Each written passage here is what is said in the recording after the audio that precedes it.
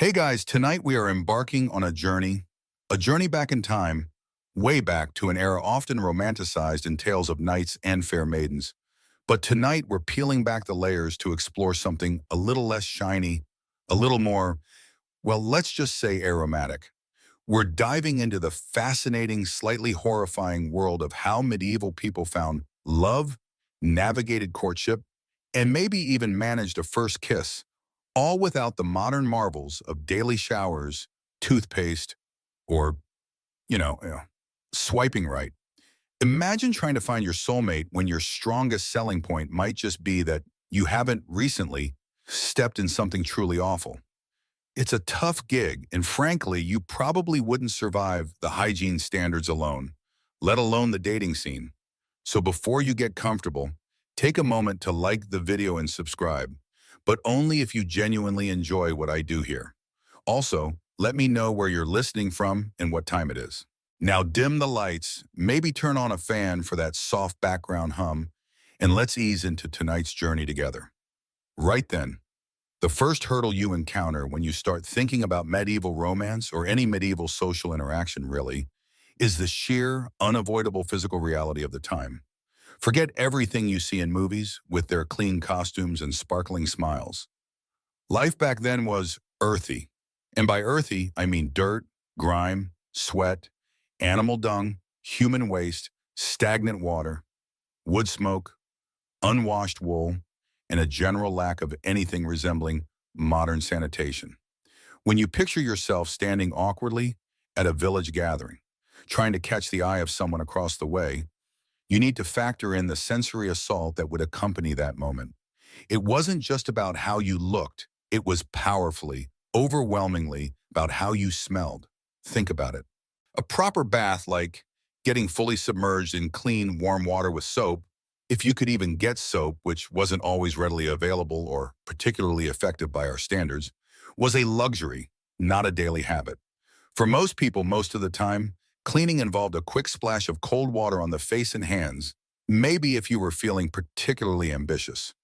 Your clothes, often made of heavy wool or linen, weren't washed frequently either. Wool holds smells like a champion, soaking up everything from the fireplace smoke you huddled near all winter to the lingering scent of the farm animals you worked with all day. Linen was better, but still, washing clothes was a labor-intensive process involving lye, boiling water, and a lot of beating, so it wasn't something you did every couple of days. You essentially wore your life and its accumulated smells on your sleeve. And the teeth, oh, the teeth. Dental hygiene as we know it simply didn't exist. People might chew on twigs, rub their teeth with a cloth, or try rinsing with water. But there was no fluoride, no regular brushing, no dentist drilling away cavities. Sugar was rare for most people, which was a blessing, but a lifetime of coarse grains, wear and tear, and lack of cleaning meant medieval mouths were often, shall we say, less than kissable.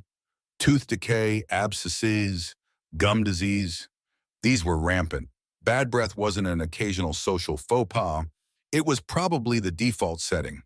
Imagine trying to have a romantic, whispered conversation by the firelight when both parties are emitting fumes that could curdle milk.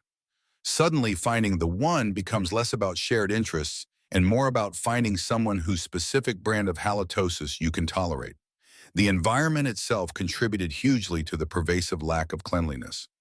Most homes, even relatively well-off ones outside the peasantry, didn't have private wells or indoor plumbing. Water had to be hauled from a communal well or river, which might also be where people washed clothes, animals drank, and waste eventually ended up. Cities were even worse.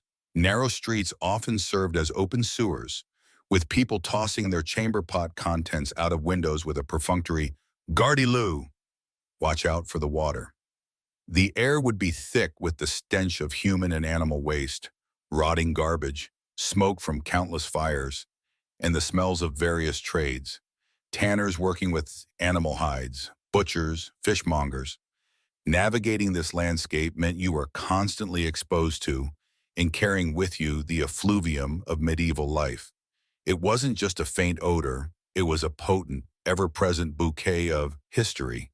So when you imagine two young people meeting, perhaps at a market or a village festival, The initial attraction wasn't happening in some pristine, air-conditioned bubble. It was happening in a cloud of everything. Their clothes probably smelled faintly of smoke and body odor. Their breath likely wasn't minty fresh. Their skin might show the marks of disease, poor diet, or the grime that was incredibly difficult to scrub away completely. Smallpox scars were common.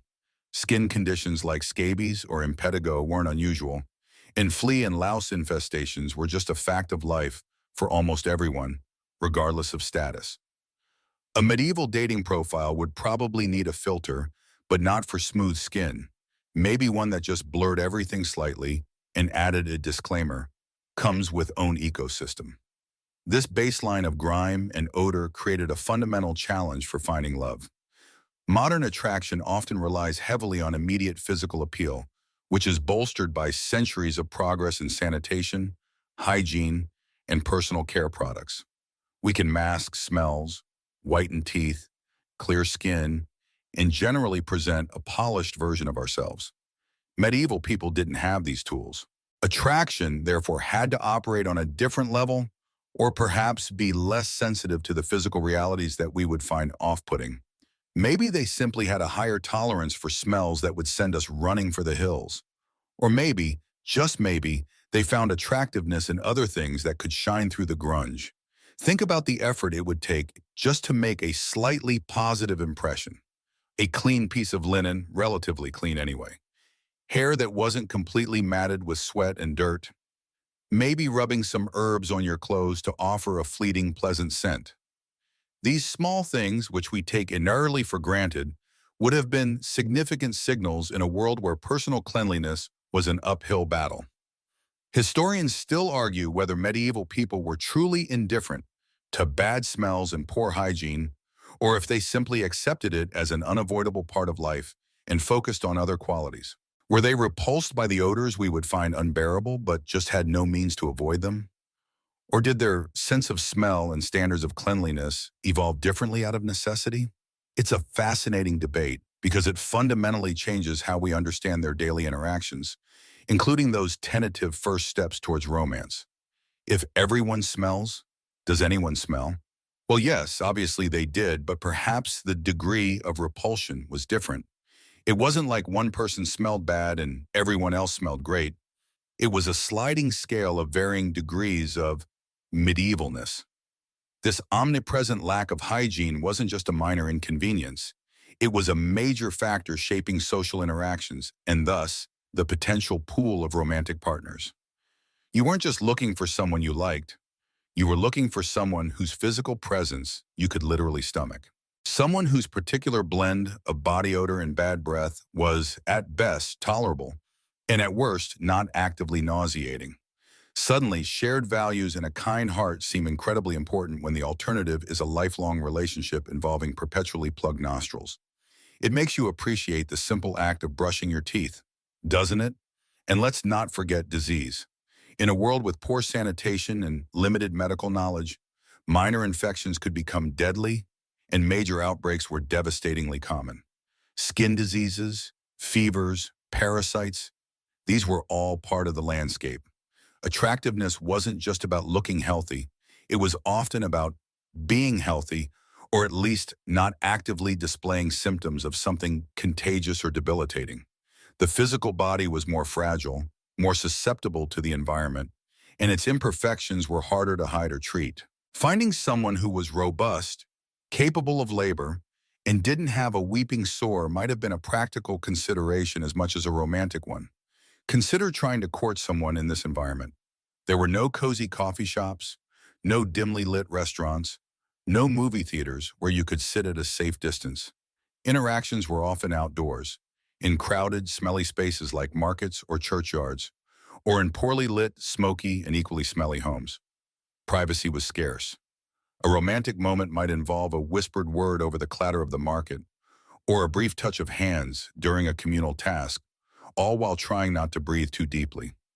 It required a certain kind of focus, a determination to connect on a human level, despite the overwhelming sensory evidence that life was, for lack of a better word, gross. This fundamental baseline of pervasive dirt, questionable smells, and fragile health was the starting point for any social connection, let alone romance.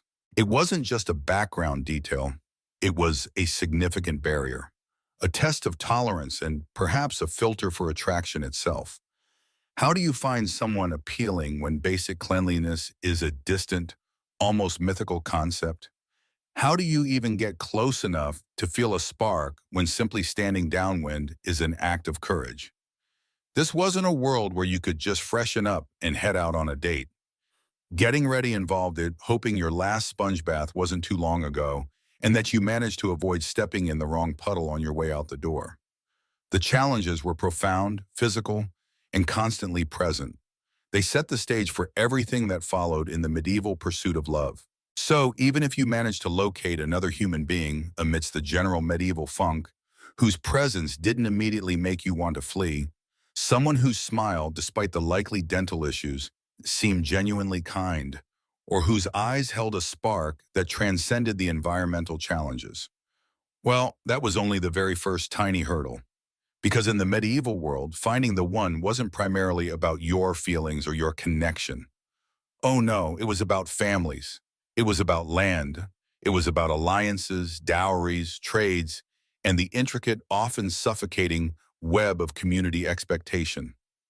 Your romantic destiny wasn't written in the stars. It was largely negotiated by your parents, perhaps with input from the village elders or even your landlord. Think of it like this.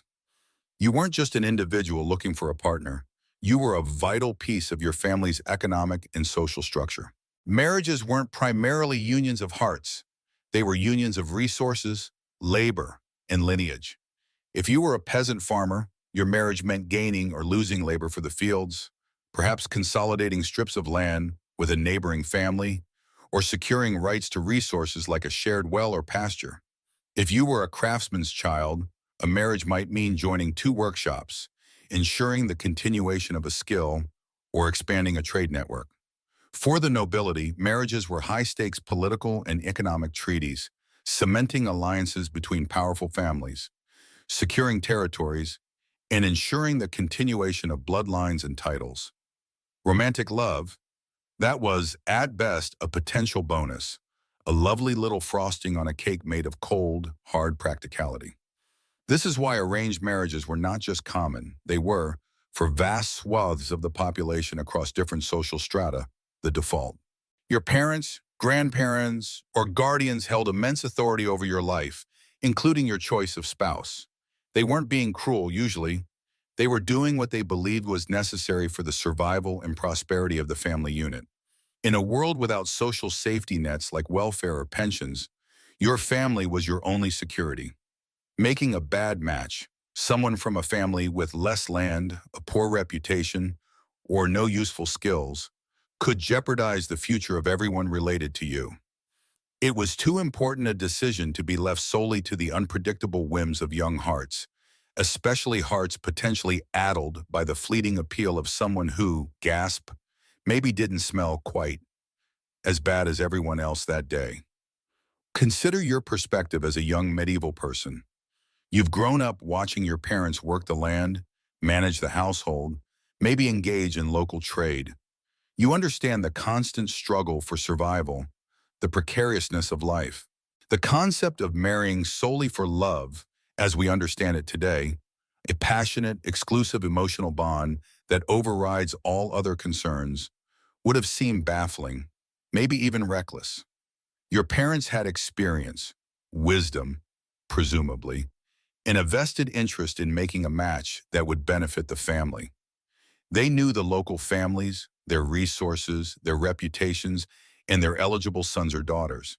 They saw the bigger picture you, with your head full of potential romantic notions, again, tempered by the reality of medieval smells, simply couldn't. So your courtship, such as it was, often began not with stolen glances or whispered conversations, but with negotiations between families.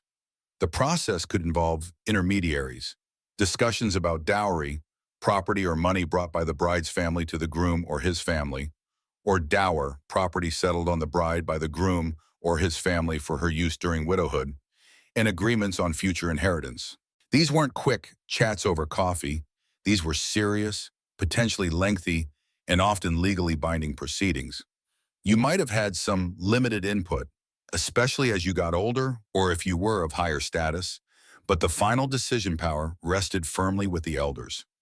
A mainstream historical fact is that across most of medieval Europe, for the vast majority of the population, marriage was viewed as a contract, often more economic or social than religious in its initial negotiation stages.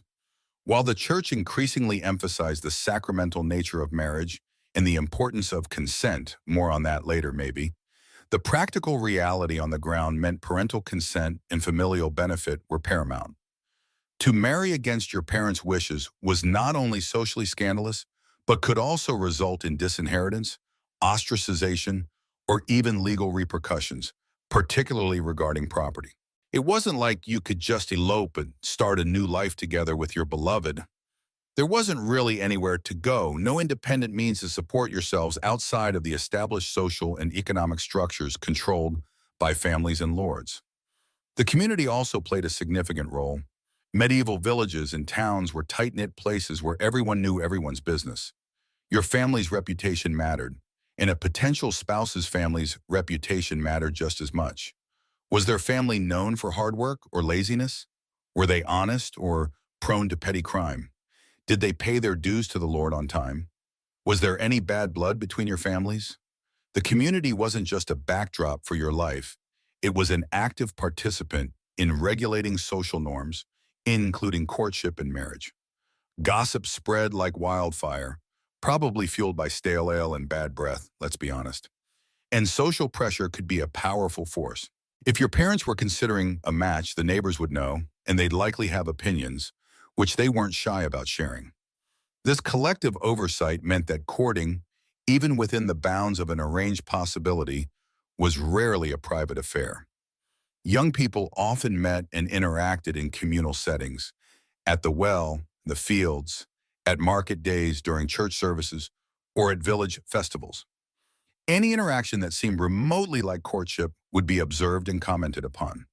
For higher status families, courtship might even involve chaperones, distant relatives, or servants constantly hovering nearby, making a spontaneous romantic moment about as likely as finding a clean public latrine. Imagine trying to have a quiet, meaningful conversation with someone you're potentially being matched with, while your Aunt Agnes is ostentatiously spinning yarn 3 feet away, occasionally clearing her throat. It really kills the mood, doesn't it? A quirky tidbit related to this communal aspect is the practice of bundling in some regions, particularly later in the medieval period and into the early modern era, though its medieval extent is debated by scholars. This involved potential couples being allowed to share a bed for a night, fully clothed and with a board or bolster between them, ostensibly to get to know each other without the risk of, well, inappropriate behavior. It sounds completely wild to us, but it was a way for families to allow some physical proximity and conversation under supervised conditions, sort of a medieval, fully dressed, plank-divided sleepover dating show. Tonight on Are You the One Your Parents Picked, Cuthbert and Agnes will attempt to make polite conversation across the bundling board. The sheer awkwardness must have been legendary. Historians still argue whether this system of arranged marriages and heavy familial, communal control completely extinguished the possibility of individual choice and romantic love, or if young people found ways to exert agency and build affection within these constraints. Was there genuine consent sought from the couple, or was it merely a formality after the families had decided? Did couples who were matched find ways to fall in love after marriage, or were they simply expected to fulfill their roles? The debate centers on how much weight we should give to the formal structures of the time versus the lived experiences of individuals. Could you really refuse a match your family insisted upon? In theory, the church might back you up if you absolutely refuse consent, but the practical consequences for your place in society and your family could be devastating. So while the idea of running off with your beloved might feature in medieval romances, the fiction, not the reality, for most people, your romantic options were filtered first by the needs of your family, then by the opinions of your community, and only finally, if at all, by your own personal feelings or attraction. An attraction which, let's be honest, had to overcome the shared challenges of medieval hygiene we discussed earlier. It wasn't about finding your soulmate. It was about finding a suitable economic partner whose family situation aligned with yours and who hopefully wasn't completely repulsive to you on a personal level. A strong stomach and a pragmatic outlook were far more valuable assets than charm or dashing good looks. Consider the pressure. As a young man, your ability to secure a good marriage meant the potential to inherit or acquire land, establish a successful trade, and ensure your own future security. As a young woman, a good marriage meant transferring from your father's protection to your husband's, gaining status or losing it, and ensuring your own survival and the potential to raise a family within a stable unit. The stakes were incredibly high, far higher than navigating a bad first date or being ghosted after a single message. A failed courtship or a refused match could have repercussions that echoed through your family for years. It wasn't just your happiness on the line, it was everyone's livelihood. This system created a fundamentally different approach to finding a partner. It wasn't a quest for personal fulfillment. It was a duty, a negotiation, a strategic move. Love, if it blossomed, often did so within the confines of a marriage that had already been decided upon for practical reasons. It was less about falling in love and deciding to marry, and more about marrying and potentially, hopefully, growing to love, or at least respect and tolerate, the person you are bound to. It's like getting assigned a group project at work and hoping you end up liking your teammates, except the project is for life and involves sharing a straw mattress. The authority wielded by families and communities also influenced the timeline of courtship. It wasn't an open-ended process of seeing where things go. Once a potential match was identified and negotiations began, things could move relatively quickly, especially if there was an economic need or a favorable alignment of resources. Betrothal, the formal promise to marry, could happen years before the actual wedding. Particularly for younger couples, but it was a binding commitment nonetheless. Breaking a betrothal was serious business, often involving legal penalties or the return of dowry payments. It wasn't like ending a casual dating relationship with a text message. There were reputations and often significant sums of money or property involved. This brings us back to the young person trying to navigate this. You might have had someone in mind yourself, someone you saw at church who seemed kind, or someone whose family you knew slightly and thought you could tolerate. But unless that person and their family also aligned with your own family's strategic goals, your personal preference was likely irrelevant. Imagine liking someone who smelled relatively decent, a rare and precious quality, only for your parents to announce you were to marry someone else from a completely different village because their family had 3 extra pigs. It would be incredibly disheartening, but also the expected reality. Your desires took a back seat to the collective good of the family unit. So while modern dating might involve swiping through endless profiles and agonizing over crafting the perfect opening line, medieval courtship was a structured, family-driven process. It was about suitability in the eyes of your elders and community, not compatibility based on shared hobbies or emotional connection. The pressure to conform was immense, and the opportunities for genuine individual choice were limited. It paints a picture of romance that is far less free-spirited than we often imagine, heavily grounded in the practical, often harsh realities of medieval life. Finding love wasn't a personal adventure. It was a family project, and everyone had a stake in the outcome. So even if you managed to navigate the intricate, often suffocating web of family expectations and community oversight we just talked about, figuring out who your parents wanted you to marry, and perhaps more importantly, who they absolutely forbade you from marrying, you weren't quite out of the woods yet. Because while your family might hold sway over your immediate future and your dowry negotiations, there was another power rising in the medieval world that had opinions, strong ones, about who could marry whom, and perhaps more surprisingly, who had the final say. Enter the church. In the early Middle Ages, marriage was largely considered a private, familial, or customary affair. It was a contract often witnessed by the community, involving the transfer of property, the promise of fidelity, and the expectation of procreation. The church blessed marriages, sure, but they didn't necessarily control the rules of who could marry whom or the legal validity of the union to the extent they later would. Think of it like a modern civil ceremony versus a religious one. Initially, the civil part, family community agreement, was the binding bit. But over centuries, the church increasingly asserted its authority, gradually defining marriage not just as a contract, but as one of the seven sacraments, a sacred union ordained by God. This shift had enormous implications for you and your potential spouse. If marriage was a sacrament, it fell under the church's jurisdiction, not just your local lords or your fathers. Theologians and canon lawyers started debating and defining what constituted a valid marriage in the eyes of God and the church. And one of the most radical ideas they championed, one that often clashed directly with the power of your parents, was the concept of consent. According to the developing canon law of the church, a marriage was valid if two things happened. First, the individuals involved had to freely consent to marry each other.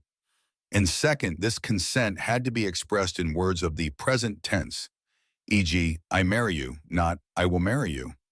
This doctrine, particularly after the 12th century, became incredibly important. It meant, in theory, that even if your parents dragged you kicking and screaming to the altar, if you didn't say I do, or the medieval equivalent, with genuine intent, the marriage wasn't valid in the eyes of the church. Conversely, if you and your chosen, perhaps illicitly chosen, partner exchanged vows of present consent privately, even without witnesses or parental approval, the church considered you married. Yes, you could literally elope and say some magic words in a field somewhere, and the church would say, "Yep, married now, good luck explaining that to your dad." Now let's be realistic. Saying the church considered you married didn't magically make your parents okay with it, or your local lord respect it, or the community stop gossiping about you like you were the medieval equivalent of reality TV stars. Secular law and local custom often still prioritize parental consent in public ceremony, but the church's stance provided a potential loophole, a place to appeal, or at least a source of significant conflict between spiritual and temporal authority. It meant that your family's carefully negotiated arrangement could, in theory, be undone or challenged if one of the parties claimed lack of consent. Imagine the awkwardness. Your parents have spent weeks negotiating with the Miller's family, agreeing on how many chickens you'll get as dowry and how much land young Thomas will inherit. They've announced the betrothal to the village. The date is set. You walk into the church smelling faintly of lavender you manage to find. A small victory. And just as the priest asks for your consent, you look at Thomas, who seems perfectly nice but has a weird twitch, and you think about Cuthbert from the next village over, whose smile actually reached his eyes that one time at the market, and you stay silent. Or worse, you mutter something that clearly indicates you're not consenting. Cue immediate family meltdown, public humiliation, and a potential legal battle between your father and the miller over the broken agreement, with the church potentially siding with you because you didn't give consent. It was a mess. This focus on individual consent was groundbreaking, a revolutionary concept in a world where group and family needs usually trumped individual desire. But the church wasn't just concerned with who you wanted to marry, they were also very concerned with who you absolutely could not marry. And this is where things got incredibly complicated, providing a quirky tidbit that could genuinely impact your dating pool. The church developed extensive rules about prohibited degrees of kinship, essentially how closely related you could be to someone and still marry them. Initially, these rules were incredibly broad, sometimes prohibiting marriage up to the seventh degree of consanguinity, blood relationship, or affinity, a relationship through marriage. Seventh degree. To give you a sense of scale, marrying someone you shared a great-great-great-great-great-grandparent with could be considered incestuous in the eyes of the church. Trying to trace your family tree back that far in a pre-literate society with limited records was, shall we say, challenging. It was like playing a genealogy video game on the hardest difficulty with half the data missing. Okay, so my maternal grandmother's uncle's daughter, is she related to his paternal grandfather's sister's son? Dude, you basically had to hope no one in your village was related to anyone in your family line for the last couple of hundred years. which in small, insular communities was highly unlikely. These strict rules often meant that finding an eligible partner who wasn't considered related by the church was difficult, especially for noble families who intermarried to maintain power and property. But the rules also served a purpose beyond preventing what they saw as sinful unions. They provided a convenient way to dissolve politically inconvenient marriages or seize property. If a powerful lord wanted to get rid of his wife and marry someone else, he might suddenly discover that they were related within the prohibited degrees, a fact previously overlooked, and petition the church for an annulment. Historians still argue whether the church's emphasis on consent was primarily a genuine attempt to uphold the sanctity of a voluntary union, or whether it was also a strategic move to gain power over marriage regulation and provide grounds for annulments when needed. Did the focus on consent really empower the average peasant girl to refuse a match? Or was it more often a tool used by the wealthy and powerful to dissolve unwanted alliances, or used by families to break betrothals they later regretted, claiming a lack of proper consent? The lived reality for most medieval people likely involved a complex negotiation between family pressure, community expectation, and the church's sometimes conflicting ideals. So you had your parents pushing you towards a suitable match based on land and lineage, your neighbors whispering about your potential choices, and the church laying down rules about who you could and couldn't marry based on ancient family trees you couldn't possibly trace. It's enough to make you want to swear off romance entirely and become a hermit, isn't it? Except hermits probably still had to deal with local gossip and the smell of sheep. The church's involvement added layers of bureaucracy and potential conflict to the process of finding a partner.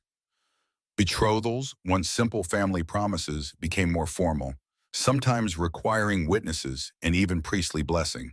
Breaking a betrothal became a matter of church law, not just a family squabble, potentially involving excommunication if you didn't have a good reason, like discovering a prohibited degree of kinship. See? Convenient.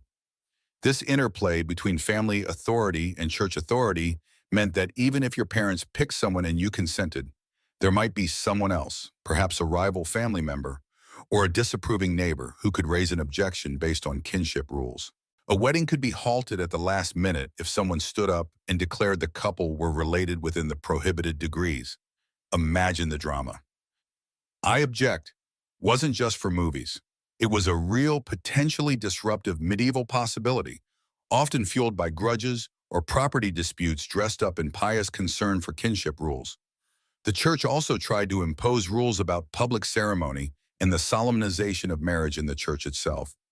While private vows of consent were technically binding, the church encouraged public weddings as a way to ensure validity, prevent secret marriages, which could lead to all sorts of inheritance and legitimacy problems, and allow for objections based on kinship or prior vows to be raised. This gradually shifted the venue for marriage from the doorstep of the bride's home or a public place to the church porch and eventually inside the church itself. For you, navigating this meant being aware not just of your family's desires, but also of the church's decrees. It meant that a seemingly perfect match approved by your parents could be derailed by a distant relative you didn't even know existed, or by a prior, perhaps forgotten, exchange of vows. It meant that while your heart might flutter for someone forbidden by your family, the church's doctrine of consent theoretically offered a pathway, albeit one fraught with peril and social fallout. It's important to remember that despite the church's growing influence and legal definitions, the reality for most people on the ground remained heavily influenced by traditional customs and familial power. A peasant family relying on a marriage for economic survival wasn't likely to prioritize their child's individual consent over a valuable alliance unless the child was incredibly stubborn or had a powerful backer, like a sympathetic priest or lord. The church's ideals filtered down unevenly, creating a complex landscape where formal rules met messy human reality. So finding a partner in the medieval world wasn't just about overcoming the hygiene challenges and the dominance of family arrangements. It also involved navigating the complex and ever-changing rules of the church. Rules that could potentially invalidate a planned marriage or validate a secret, rebellious one. It was a world where spiritual law clashed with temporal power, and where the concept of individual choice, while championed by the church in theory, often struggled against the powerful currents of tradition, economics, and familial authority. You needed not just a strong stomach, but also perhaps a lawyer or a very good grasp of your family tree going back 7 generations.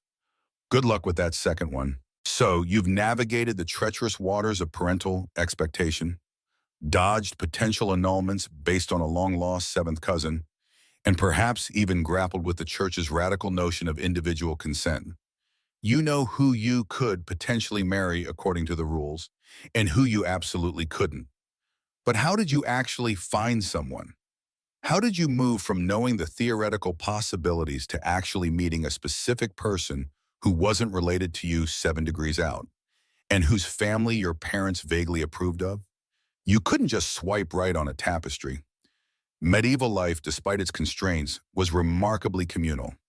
You didn't live in isolated boxes. You were constantly interacting with others. This was the primary, often the only, way you'd ever encounter potential partners outside of your immediate family circle or the specific household you worked in. Think of it as forced social interaction, but with the potential for romance lurking in the air, along with the smell of damp wool and wood smoke. Markets were huge meeting grounds, not just for buying and selling pigs or grain, but for seeing and being seen. You'd go to the market ostensibly to trade, but you'd inevitably bump into people from other villages, other manors. You might see that farmer's son from 2 valleys over, the one with surprisingly clean fingernails, a rare gem, or the weaver's daughter whose eyes seemed to sparkle in the dim light of the stall. Markets were noisy, chaotic places, full of chatter and bartering, but they provided opportunities for fleeting glances, perhaps a shared smile over a basket of apples, or even a brief, nervous exchange of words while haggling over the price of a chicken. It was the medieval equivalent of awkwardly milling around the snack table at a party, hoping someone interesting talks to you. Church gatherings, too, were social hubs. Sunday Mass brought the entire village together, providing a weekly chance to eye up the competition or gauge interest. Festivals and feast days were even better. These were days of relative freedom from work, filled with music, dancing, drinking, often too much, and games. Imagine your village festival, jugglers performing, minstrels playing, everyone dressed in their slightly less grubby best. You'd be dancing in a communal circle, perhaps, and find yourself holding hands with someone new. Or you might share a cup of ale with someone by the bonfire. These events broke down some of the usual social barriers, allowing for more relaxed, informal interactions than were usually possible. It was speed dating, but spread out over a full day and fueled by weak beer. Communal work also brought people together. In agricultural communities, tasks like harvesting, threshing, or sheep shearing often involved the entire village working side by side. Think about working in a field, everyone bent over, pulling weeds or cutting grain. You'd be talking, gossiping, sharing stories, and yes, probably checking out who was working hardest and who wasn't. These shared labor experiences built bonds and offered plenty of time for conversation, away from the direct oversight of parents or masters. It was a chance to see someone's character, their work ethic, and maybe their biceps all at once. Multitasking. For those in noble households or working in towns, the opportunities differed slightly. Servants and workers within a large household or workshop spent their days in close proximity, leading to potential romances among colleagues. At noble courts, things were more structured and perhaps more performative. Knights and ladies might interact through courtly rituals, tournaments, and elaborate feasts. This was the world of troubadours singing of idealized love, though the reality often involved pragmatic arranged marriages and discreet affairs rather than passionate elopements.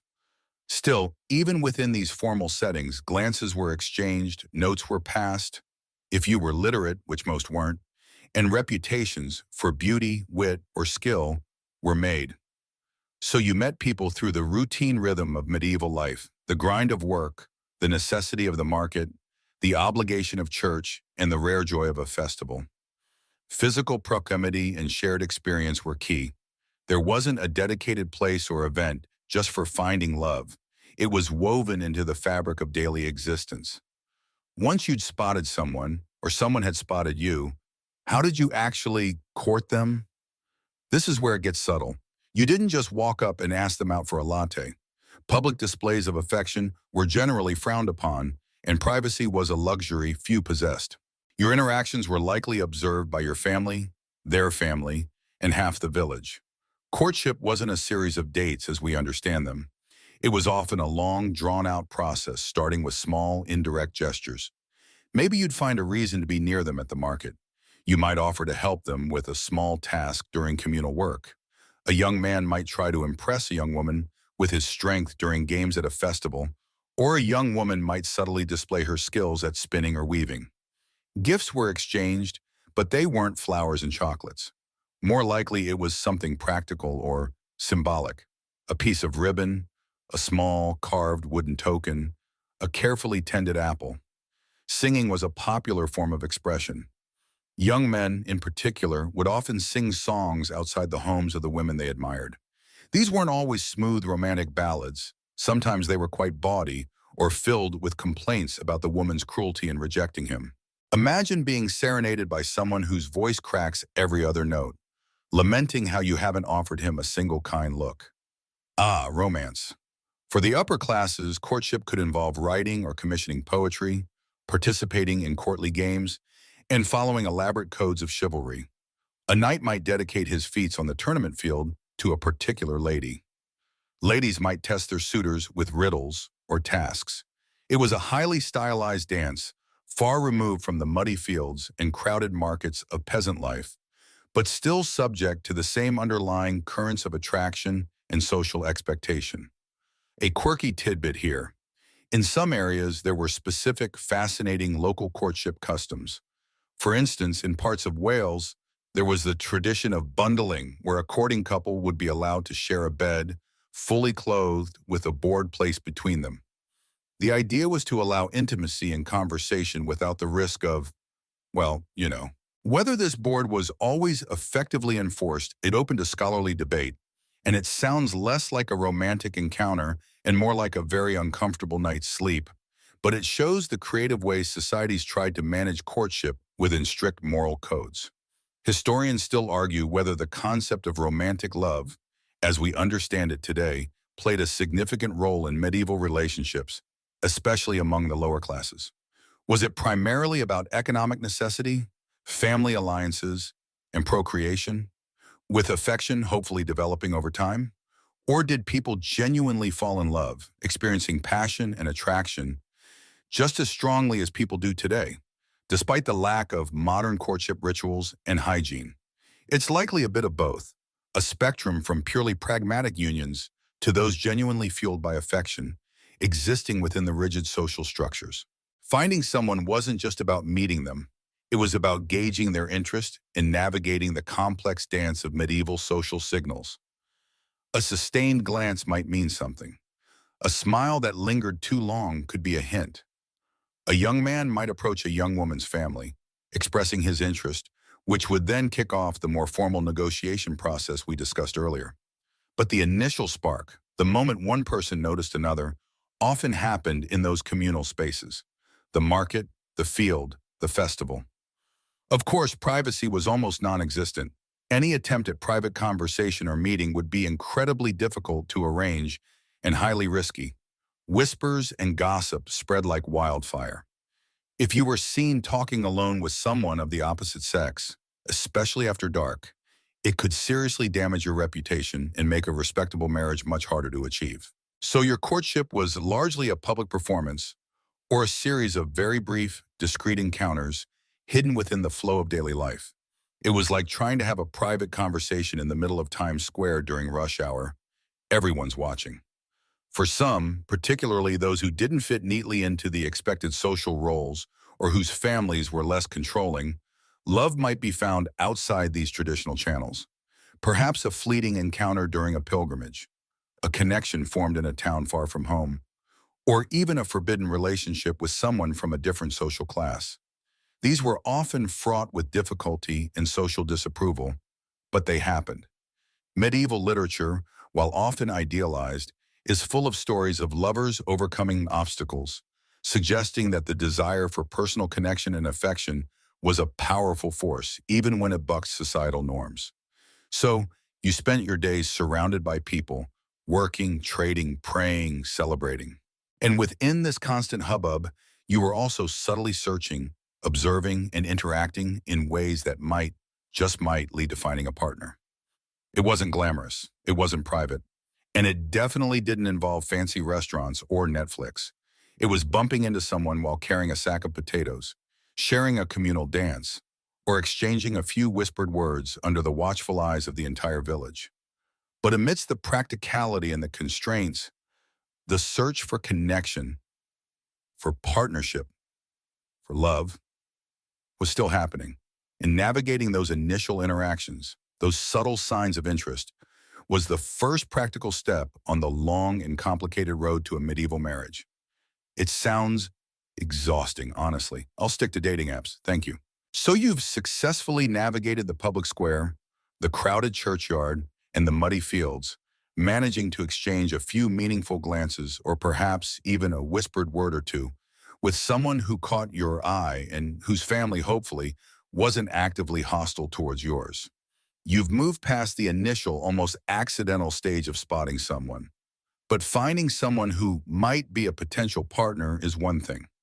Actually moving towards becoming engaged and married is an entirely different, significantly more formal, and often painstakingly slow process in the medieval world. This wasn't about one knee and a ring. This was about committees and contracts. Once a potential match was identified, either by the young individuals themselves, rarely the driving force, or far more commonly by their parents or guardians, things shifted from subtle observation to overt action. This wasn't something you handled yourself, like sliding into their DMs. This was a matter for the families, often involving trusted intermediaries or even professional matchmakers, though the latter were perhaps less common than in some other historical periods. Family connections usually sufficed. Think of it as a merger negotiation, but the assets being combined are two people and their associated properties, status, and future potential offspring. Romance, if it existed, was usually sidelined for pragmatism at this stage. The crucial next step was the negotiation between the two families. This wasn't a quick chat over dinner. This was a potentially lengthy, complex back and forth, often involving multiple meetings, discussions about lineage, reputation, and most importantly, economics. What did each side bring to the table? What were the expectations? What risks were involved? It was less about finding your soulmate and more about securing your family's future, strengthening alliances, social, political, economic, and ensuring continuity. At the heart of these negotiations lay the concepts of the dowry and the dower. These weren't just terms, they were fundamental pillars of medieval marriage economics, particularly among the propertied classes, but even affecting peasants to some degree. The dowry, or dows, was the property, goods, or money that the bride's family transferred to the groom or his family upon marriage. It was essentially the bride's share of her family's wealth, given to help establish the new household or, more cynically, as an inducement for the groom to take her on. This wasn't her money to spend freely. It became part of the marital property, usually controlled by the husband, though intended to support the couple and their children. Think of it as an investment the bride's family made in the new joint venture. The dower, on the other hand, was the provision made by the groom for his wife. This was typically a portion of his own land, property, or income that was set aside specifically for her support, especially if she were widowed. While the dowry went to the marriage unit, and often effectively the husband, the dower was for the wife, ensuring she wouldn't be left destitute if her husband died. It was her security blanket, agreed upon before the marriage and often legally protected. The size and nature of the dower were significant points of negotiation as they reflected the groom's wealth and his commitment to her future security. So imagine the scene. Two sets of parents, perhaps an uncle or two, maybe even a local lord or priest acting as mediator, gathered together. The air might be thick with formality, perhaps a bit tense. They're not discussing shared hobbies or future travel plans. They are talking specifics, How many acres of land will the bride bring as dowry? Is there cash involved? What about livestock, cows, sheep? Will her family provide clothing, household goods, perhaps a bed, a valuable item? In return, how much land or income will the groom settle on her as dower? What happens if one of them dies young? What about potential children? These were the serious questions, the kind that determine the economic viability and social standing of the new union. It makes planning a modern wedding seating chart seem like a picnic. For noble families, the stakes were even higher. Marriages were statecraft. Dowries could include entire manors, castles, or significant sums of coin. Dowries might be vast estates intended to support a noble widow in fitting style. Negotiations could involve political alliances, military aid, and complex inheritance arrangements. A well-placed marriage could elevate a family's status, consolidate power, or secure peace between feuding houses. A bad match, or one with unfavorable terms, could be ruinous. This is where the human element of finding someone attractive or likable often completely disappeared under the weight of dynastic ambition. Even among peasants, however, dowry and dower existed, albeit on a smaller scale. A peasant family might provide their daughter with a few chickens, a pig, some household linens, tools, or perhaps a small sum of money as her dowry. The groom might promise her access to a certain plot of land or a share of the harvest for her support. While not involving castles, these negotiations were just as vital to the economic survival of the new couple and the stability of the families involved. Every cow and every cooking pot counted. A mainstream historical fact is that the concept of dowry and dower was widespread across medieval Europe, though the specific customs, amounts, and legal frameworks varied significantly from region to region and across social classes. It wasn't a single monolithic system, but a set of related practices fundamentally linking marriage to economic exchange and property transfer. The sheer complexity of these negotiations is often underestimated. Once the financial and property terms were agreed upon, the next step was often the betrothal, or sponsalia. This was a formal promise to marry, made by the couple, or more often by their parents on their behalf, and witnessed by others, often including a priest. Betrothal was a significant event, sometimes as elaborate as the wedding itself. Though it wasn't the wedding, it created a binding commitment, a state of being engaged that could last for months or even years before the actual marriage ceremony. In many ways, the betrothal was legally and socially more binding than the modern engagement ring handshake. Breaking a betrothal could have serious consequences, including financial penalties or damage to reputation. The betrothal ceremony often involved rituals symbolizing the commitment: joining hands, hand fasting, the exchange of gifts, often rings, though other tokens were common, and the recitation of vows. The vows were key. They were not promises about the future, "I promise to marry you someday," but often promises of the present. "I take you as my husband-wife." This is where things get a bit fuzzy from a modern perspective. Did saying "I take you as my wife" during a betrothal mean you were already married in some sense? Canon law, church law, struggled with this for centuries. A quirky tidbit relates to the confusion around betrothal and marriage vows. Because saying "I take you as my husband-wife" in the present tense, even without a priest or formal ceremony, was considered by the church to constitute a valid marriage. If followed by consummation, it opened the door to all sorts of complications. Imagine two young people, perhaps genuinely in love, gasp, exchanging vows in secret, thinking it's just a promise, only to find out they are considered married in the eyes of God and the church if they, well, you know. This blurry line between betrothal and clandestine marriage was a constant source of legal disputes and moral hand-wringing for medieval authorities. It was like accidentally getting married in Vegas, but with higher stakes and more guilt. This brings us back to consent. While parents were heavily involved in negotiations and often dictated the match, the church was increasingly pushing the idea, though inconsistently applied in practice, that the individual consent of the bride and groom was necessary for a valid marriage. This is the mainstream fact mentioned earlier. However, saying no and no to a match arranged by your powerful parents especially after lengthy and complex negotiations involving dowry and dower, was incredibly difficult and often socially ruinous. So, while the ideal of individual consent existed in theory, the reality for most people was that familial consent and economic necessity trumped personal preference. Historians still argue whether the Church's emphasis on individual consent genuinely empowered medieval individuals in choosing spouses or whether it remained largely a theological ideal with limited practical impact against the weight of social and economic pressures. The period between betrothal and the wedding could be a time for further preparation. For the bride's family, it meant gathering the promised dowry goods.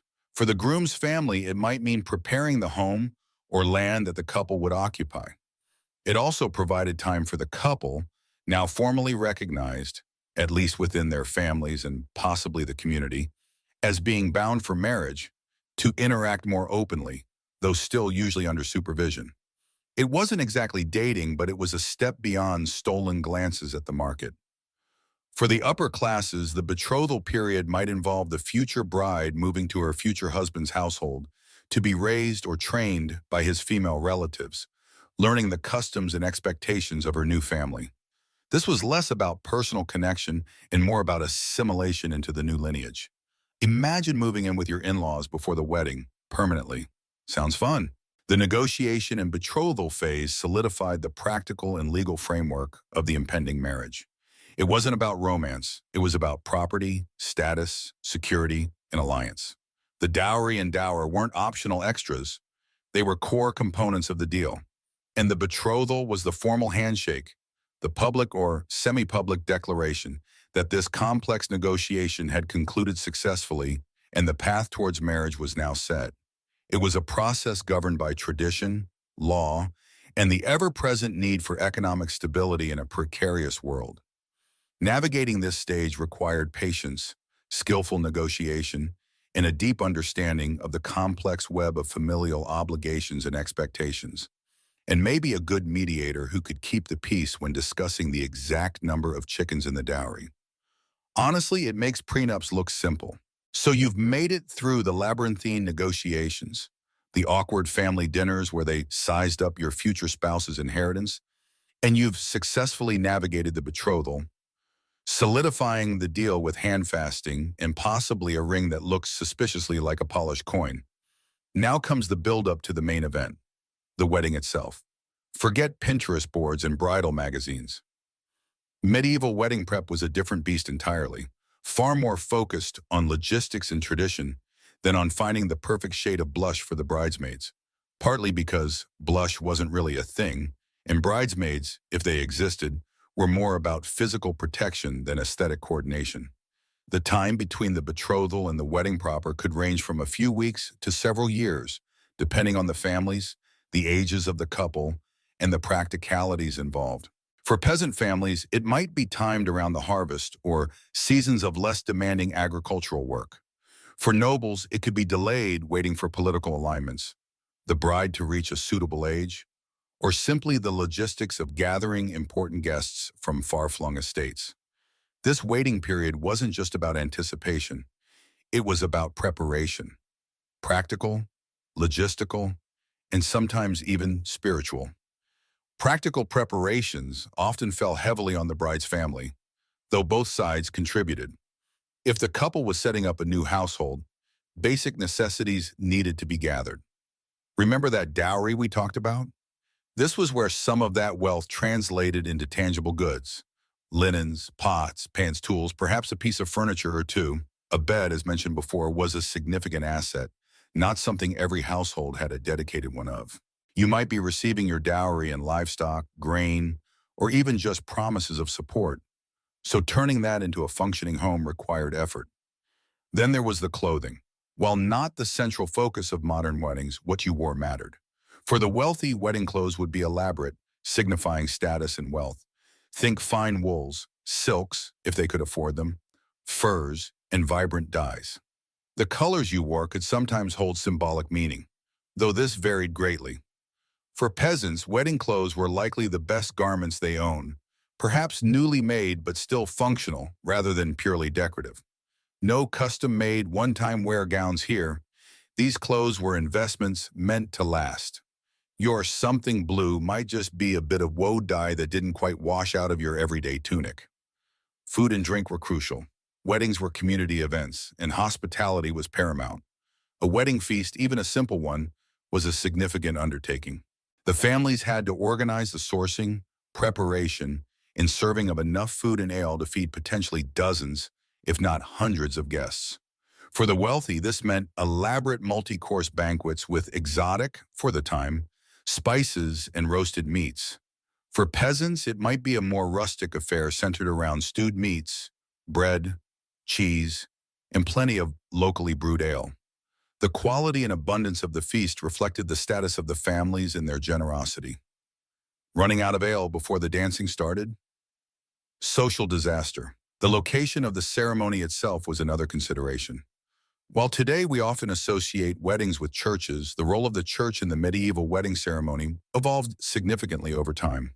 In the earlier Middle Ages, marriage was often seen primarily as a private contract between families, solemnized through betrothal vows and consummation, with the church having a limited, often advisory role. The wedding ceremony might take place anywhere, at the door of the church, in the home of one of the families, or even just a public space witnessed by the community. Over the centuries, however, the church worked to gain more control and oversight of marriage, promoting it as a sacrament and emphasizing its religious significance. By the High Middle Ages, the practice of holding the ceremony at the church door, ad ostium ecclesiae, became common. This outdoor location emphasized the public nature of the marriage agreement, witnessed by the community before the couple might then enter the church for a nuptial mass or blessing. This move towards the church as the site for the ceremony was a key part of the mainstream historical fact we'll touch on: the church's increasing efforts to regulate and sanctify marriage, culminating eventually in it becoming a formal sacrament requiring a priest's presence and being performed inside the church itself.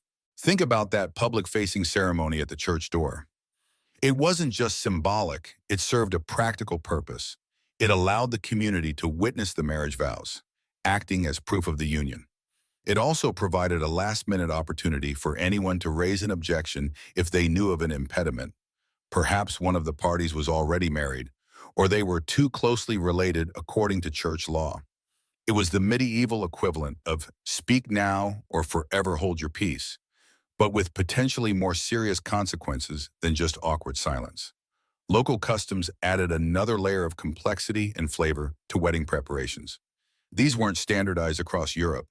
In some regions, specific rituals might be performed the day before the wedding, perhaps involving bathing. Yes, sometimes you did get a bath, or at least a ceremonial wash before your wedding, a quirky tidbit, or processionals. The bride's journey from her home to the church or her new home was often a significant event, sometimes accompanied by music and a crowd. In some place, symbolic acts like breaking bread together or sharing a drink from a single cup were part of the ceremony.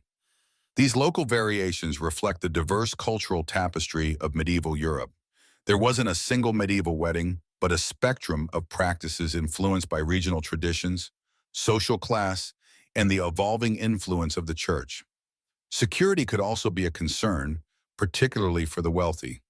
Bringing together two prominent families, often with their retinues, could be fraught with potential for conflict, especially if there had been past feuds. Weddings were sometimes accompanied by armed guards to ensure the festivities didn't devolve into a brawl, or worse. Getting married could literally be a risky business. Let's hope nobody spiked the ale with something stronger than usual. A quirky or fringe tidbit that often pops up relates to the idea of bride abduction.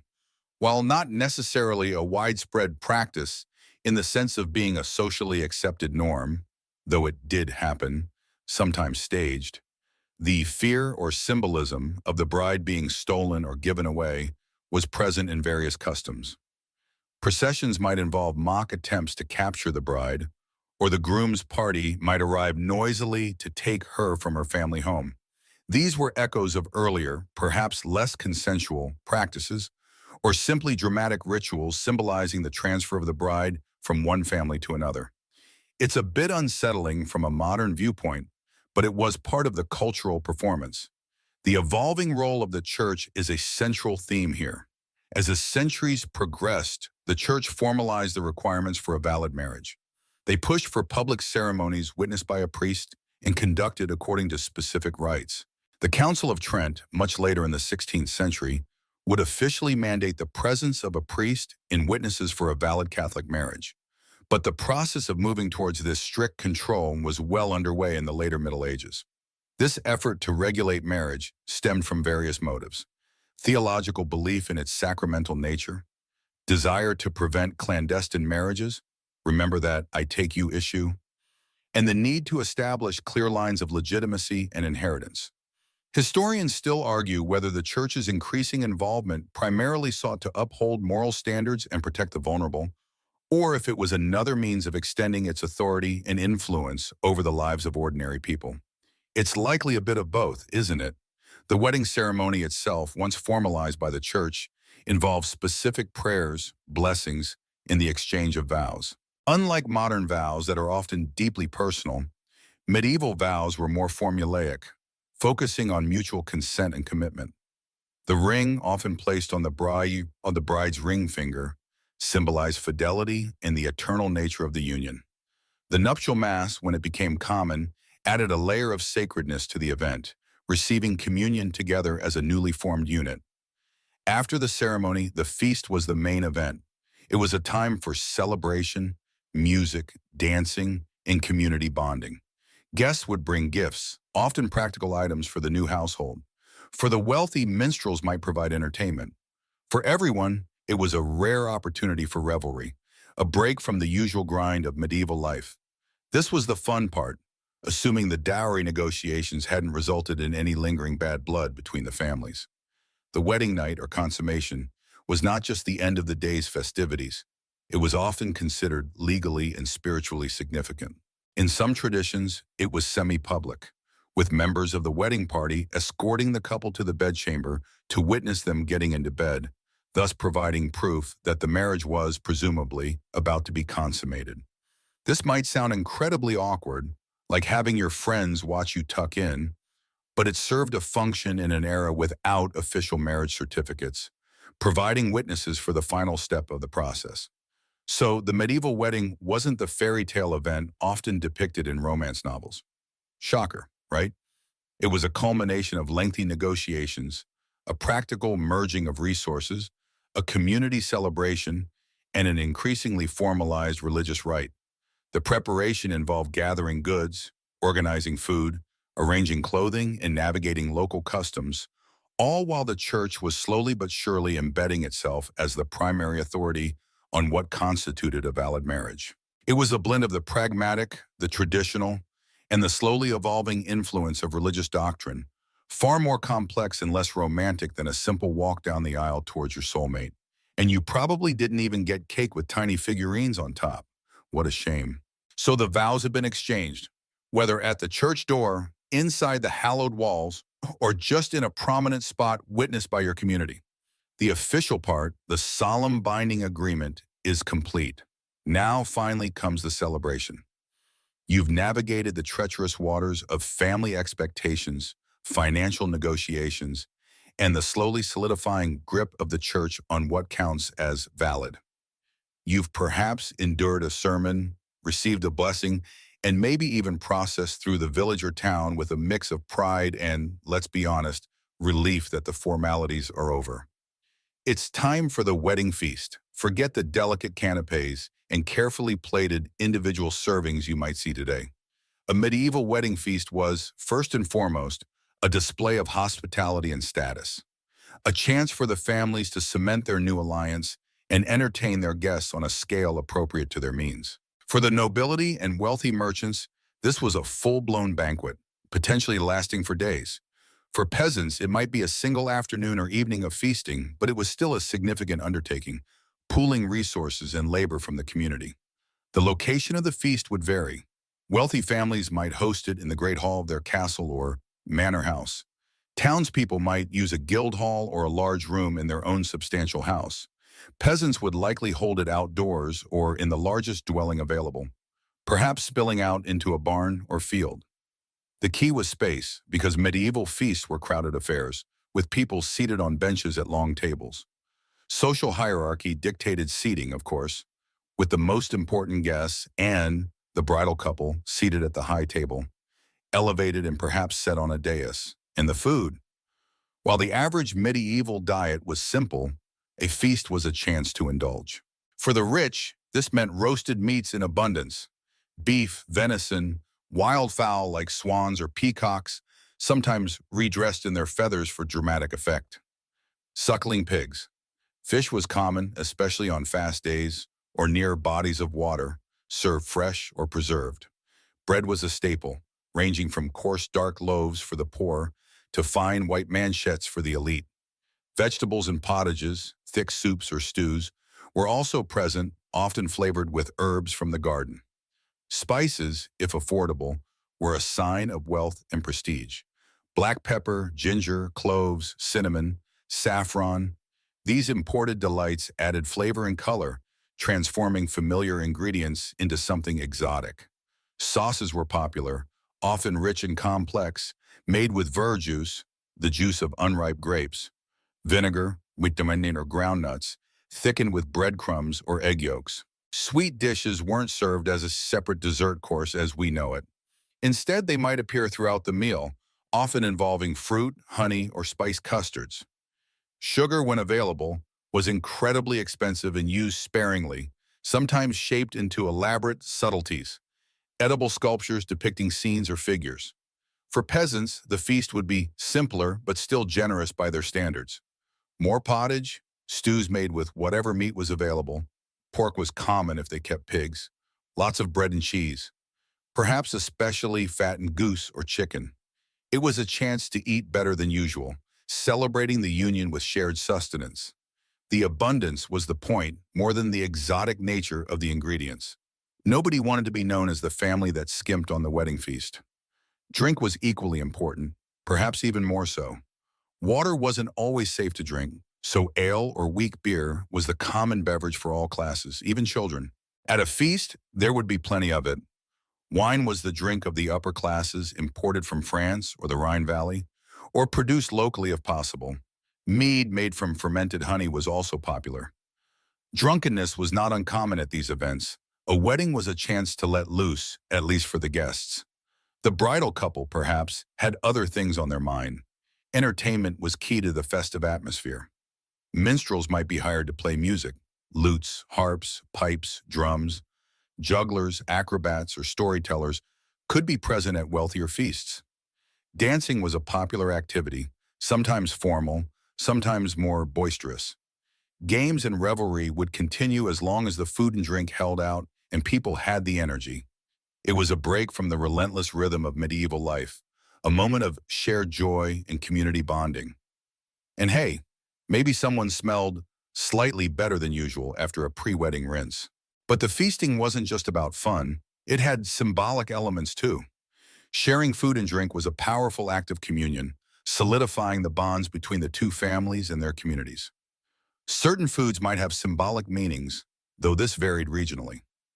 The abundance of the feast was a hopeful sign for the future prosperity of the couple. It was a public affirmation of the private contract, witnessed and celebrated by all. As the feasting wore on and the ale flowed, the focus would inevitably shift towards the culmination of the wedding day, the wedding night and the consummation of the marriage. This transition wasn't always a quiet, private affair. In many medieval traditions, especially among the nobility, the process of getting the couple to bed was a semi-public ritual, sometimes called the bedding ceremony. This is where we get into a quirky tidbit that might sound utterly bizarre to modern ears. Instead of the couple quietly slipping away, they might be escorted to their bedchamber by members of the wedding party, often with much fanfare, jokes, and sometimes ribald commentary. The groomsmen would accompany the groom, the bridesmaids, if present in a formal sense, or other female relatives and friends would accompany the bride. There might be singing, music, and general merriment as the procession made its way to the room where the marriage was to be consummated. Once in the chamber, the attendants might help the couple get into their night clothes, sometimes stripping them down with jests and laughter.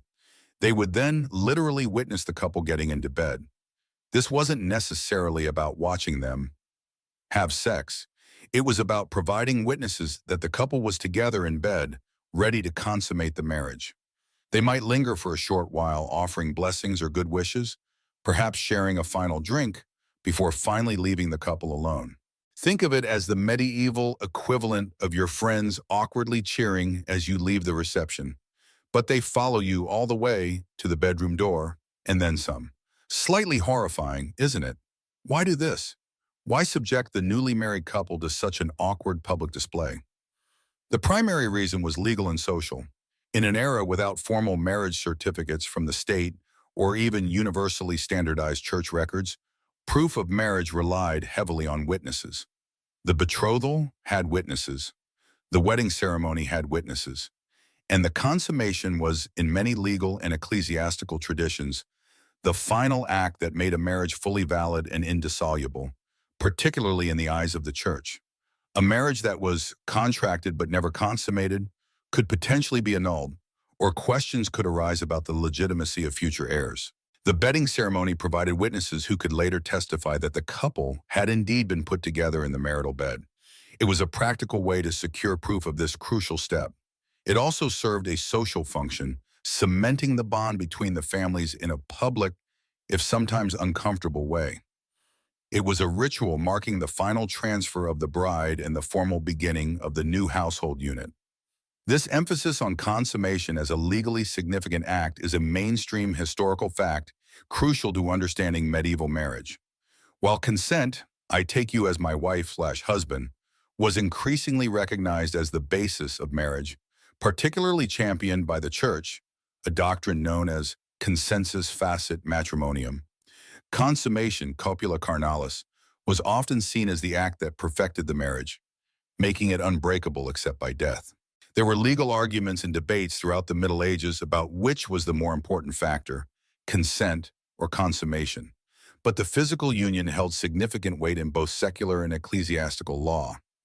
If a marriage was contracted but one party was unable to consummate it, due to impotence, for example, it could be grounds for annulment. If it was consummated, even if consent had been questionable, it was much harder to dissolve. So the wedding night wasn't just about personal intimacy or romance, which might or might not be present depending on the match and the individuals. It was a moment laden with legal, social, and religious significance. The presence of witnesses, however brief, underscored this. It was the final practical step in transforming two individuals into a married couple in the eyes of the community and the law.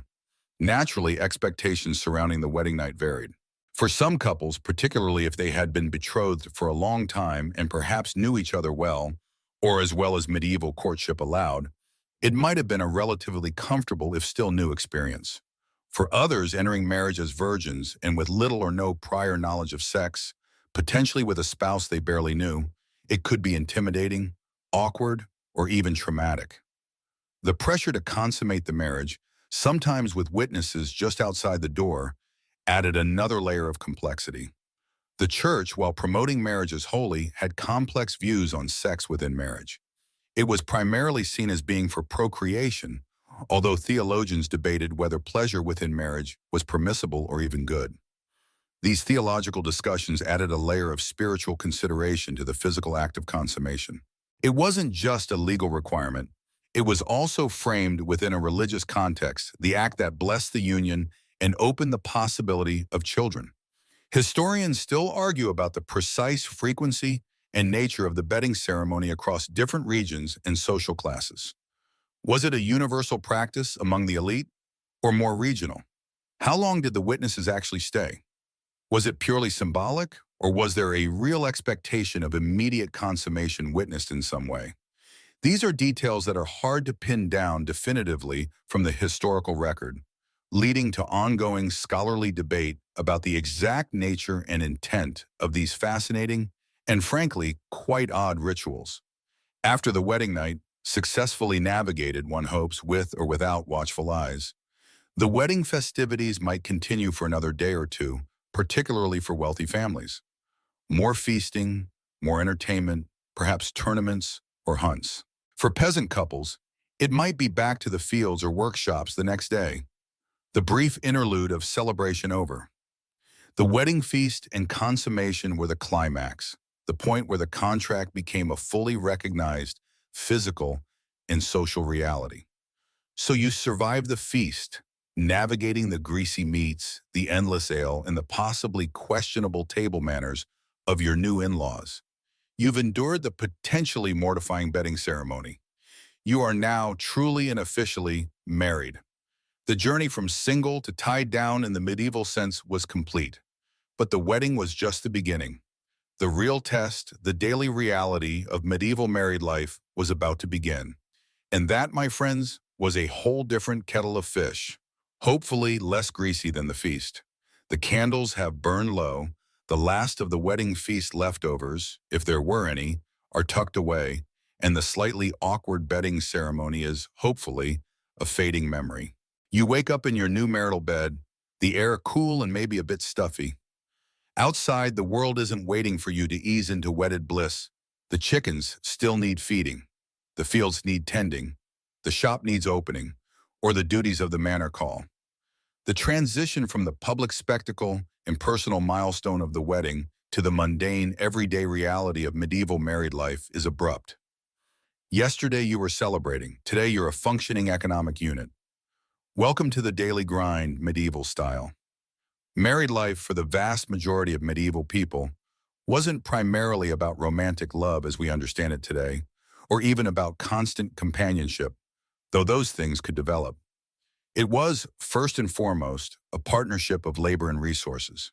You weren't just gaining a spouse, you were gaining a coworker, a manager, and a partner in the demanding business of survival and prosperity.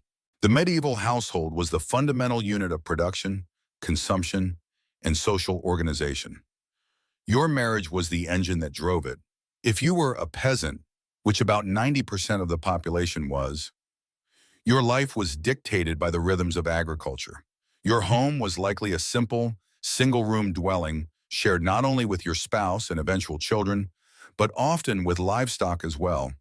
Maybe a pig, some chickens, maybe a cow, especially during winter.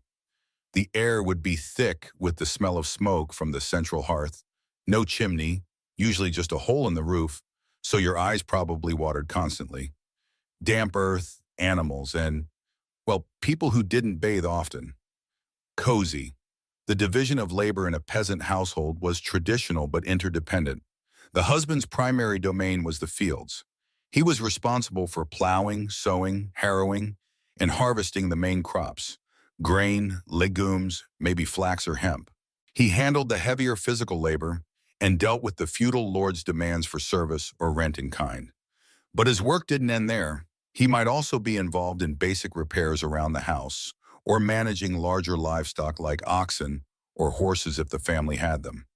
The wife's domain was nominally the interior of the house and the immediate surroundings, but her work extended far beyond sweeping the dirt floor, which, let's face it, was probably a losing battle.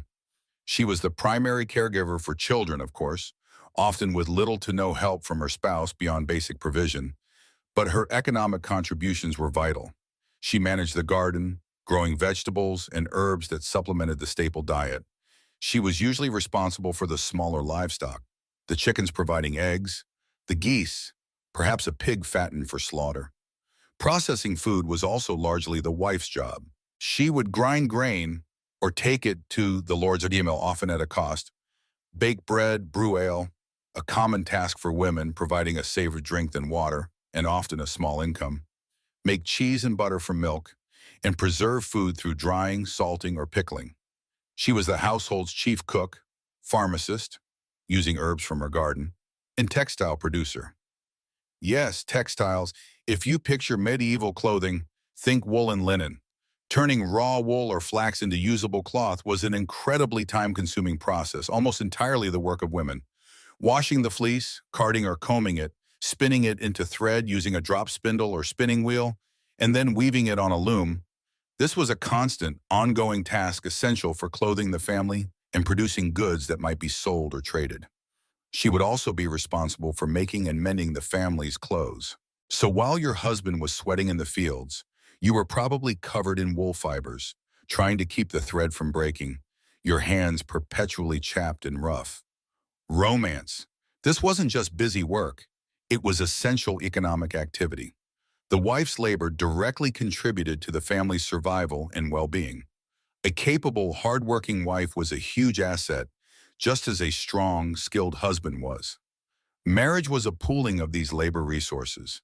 If you were in a town, perhaps part of an artisan or merchant family, your daily life and division of labor would be different, though still a partnership. Your home was likely also your workshop or shop front. The husband might be a blacksmith, a shoemaker, a weaver, or a merchant trading goods. His work was visible, often public, and dictated by the demands of his craft or trade and the regulations of his guild. Here, the wife's role was often deeply integrated into the family business. She might assist her husband directly in the workshop, helping in the forge, selling shoes to customers, preparing goods for market, or she might run a related part of the business, selling the ale brewed on the premises, managing the accounts, if literate, or overseeing apprentices and servants who lived with the family. She was often the face of the business when her husband was away.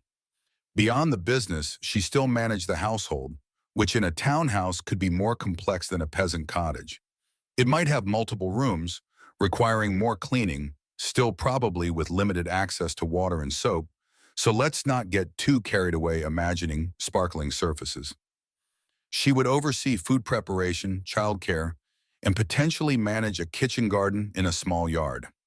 Brewing ale was still common, and she might also be involved in other female trades like millinery, hat making, embroidery, or running a small stall in the market. For merchant families, especially those involved in long-distance trade, the wife's role could be even more significant. With her husband away for weeks or months at a time, she might be left in complete charge of the business, managing inventory, collecting debts, negotiating deals. There are records of medieval women successfully running substantial businesses in this way. This wasn't just helping out. This was serious economic responsibility and demonstrated a level of trust and capability within the marital partnership that might surprise modern assumptions about medieval gender roles. Now, if you were among the tiny aristocratic elite, life was different again, though perhaps surprisingly just as demanding in its own way. Your home was a castle or manor house, a large, complex entity that was both a residence and an administrative center for the surrounding lands. The husband, the lord, was primarily focused on managing his estates, administering justice, collecting rents and services, engaging in warfare or politics, and participating in courtly life. His work was external, public, and involved significant responsibility for many people. The lady of the manor had immense responsibility within the household, which was often a miniature court itself. She managed a large staff of servants, overseeing everything from the kitchens, the buttery, the pantries, the laundries, and the bedchambers. She was responsible for feeding, clothing, and housing everyone who lived in or passed through the household, which could be dozens or even hundreds of people. This required significant organizational skills, accounting, and management ability.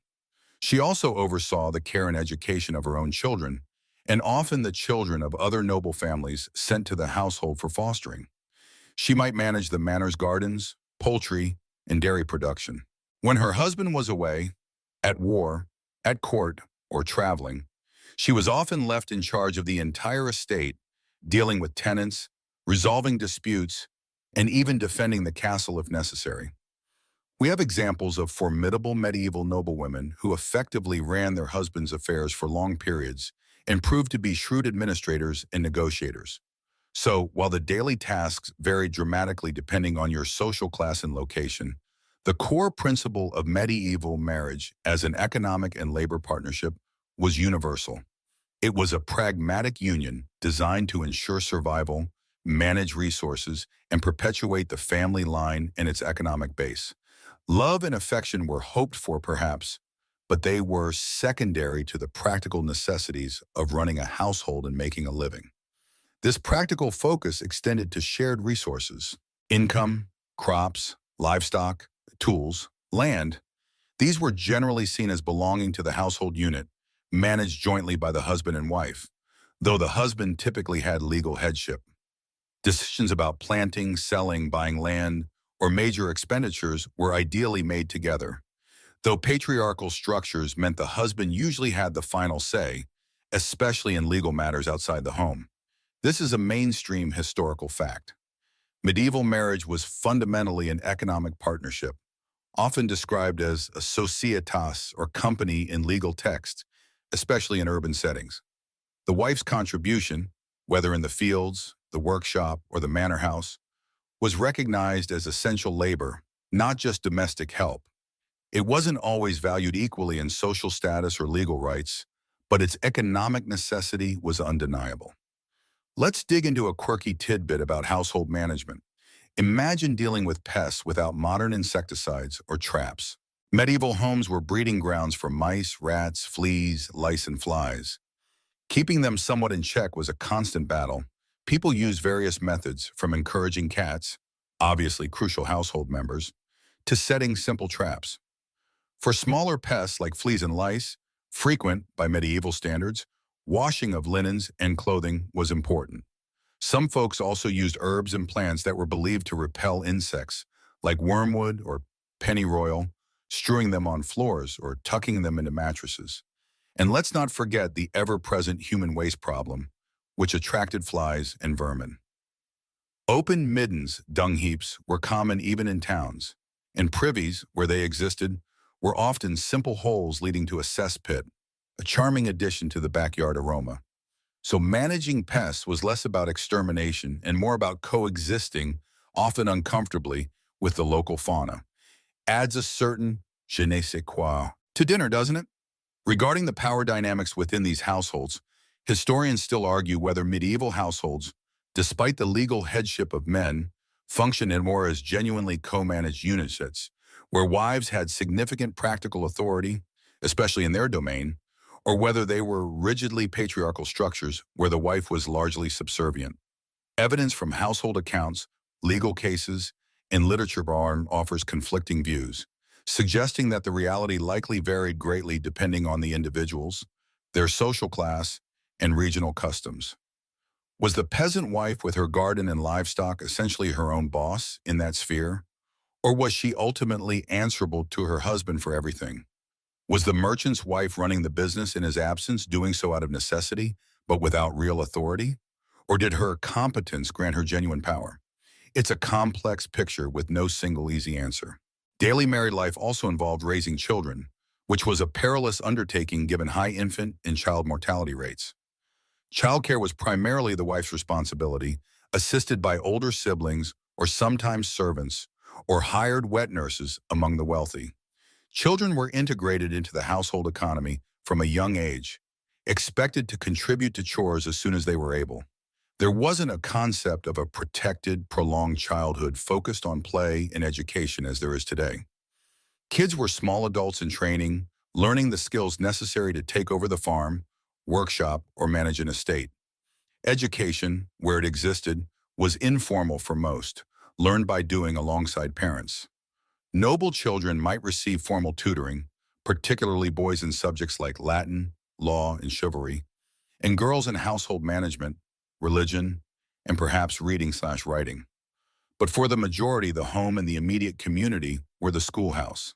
So your days as a medieval married person were long, arduous, and centered around work. You rose with the sun, or earlier, worked until dusk, or later, by firelight, and likely collapsed into bed exhausted. There were seasonal variations. Planting and harvest were incredibly busy for peasants, market days for townspeople. Sundays and feast days offered a respite for religious observance and perhaps some limited leisure or socializing. And within this relentless cycle, your relationship with your spouse evolved. Through shared labor, shared challenges, shared small triumphs, a good harvest, a successful sale, a healthy child, a bond could certainly form. It might not have started with starry eyes and grand declarations, but practical partnership, mutual respect for each other's essential contributions, and shared goals could build a strong connection. Or, of course, it could be a relationship strained by poverty, hardship, and personality clashes. Medieval marriage wasn't automatically a fairy tale ending. It was the beginning of a shared, often difficult, life project. Imagine the conversations. Les, how was your day, dear? And more, did you fix that fence, or are the chickens laying? Or we need to haggle harder for that wool. The romance, such as it was, might be found in quiet moments after the work was done, or in the simple comfort of not facing the challenges of life alone. You were bound together legally, socially, and economically, woven into the fabric of your community and the wider medieval world. And your daily survival depended on making this partnership work. So you're settled into the daily rhythm, the predictable or unpredictably difficult flow of married life. But let's be real, even in medieval times, sharing a smoky, animal-filled hut or a busy workshop wasn't always sunshine and roses. Marriage, even one based on practical necessity, inevitably faced challenges. You're bound together for richer or poorer, in sickness and in health. And frankly, given the era, poorer and sickness were pretty constant companions. Arguments were, of course, a thing. Imagine the stress. A bad harvest means hunger through the winter. A piece of equipment breaks, halting your work. The roof leaks, soaking the meager bedding. A pig gets sick. Money is tighter than a drum before Lent. These aren't small stresses. These are existential threats to your little household unit. Disagreements over how to handle these crises, who worked harder, who spent money foolishly, not that there was much to spend, or whose fault the failing crop was, would have been common. You're stuck in close quarters, often with extended family or servants milling about, and no real privacy. Slamming a door might not even be an option if you only had one room. So maybe it was more like a tense silence, punctuated by frustrated sighs and pointed looks over the sputtering fire. Personality clashes were also unavoidable. What if you married someone who, it turns out, you just plain didn't like very much? Maybe they were lazy, ill-tempered, nagging, or just fundamentally incompatible in temperament. Remember, you likely had very little say in the match, and even if you did, courtship was brief and superficial compared to today. You were effectively buying a pig in a poke, except the pig was another human being you were legally bound to until death did you part. No swipe left if things went south after the wedding night. If your spouse snored like a broken bellows, picked their nose constantly, or had a grating laugh, well, congratulations, that's your soundtrack for the next few decades. You learn to live with it, or you suffer in silence, or you bicker endlessly. Pick your poison. Infidelity happened too, of course. Human nature is a stubborn beast.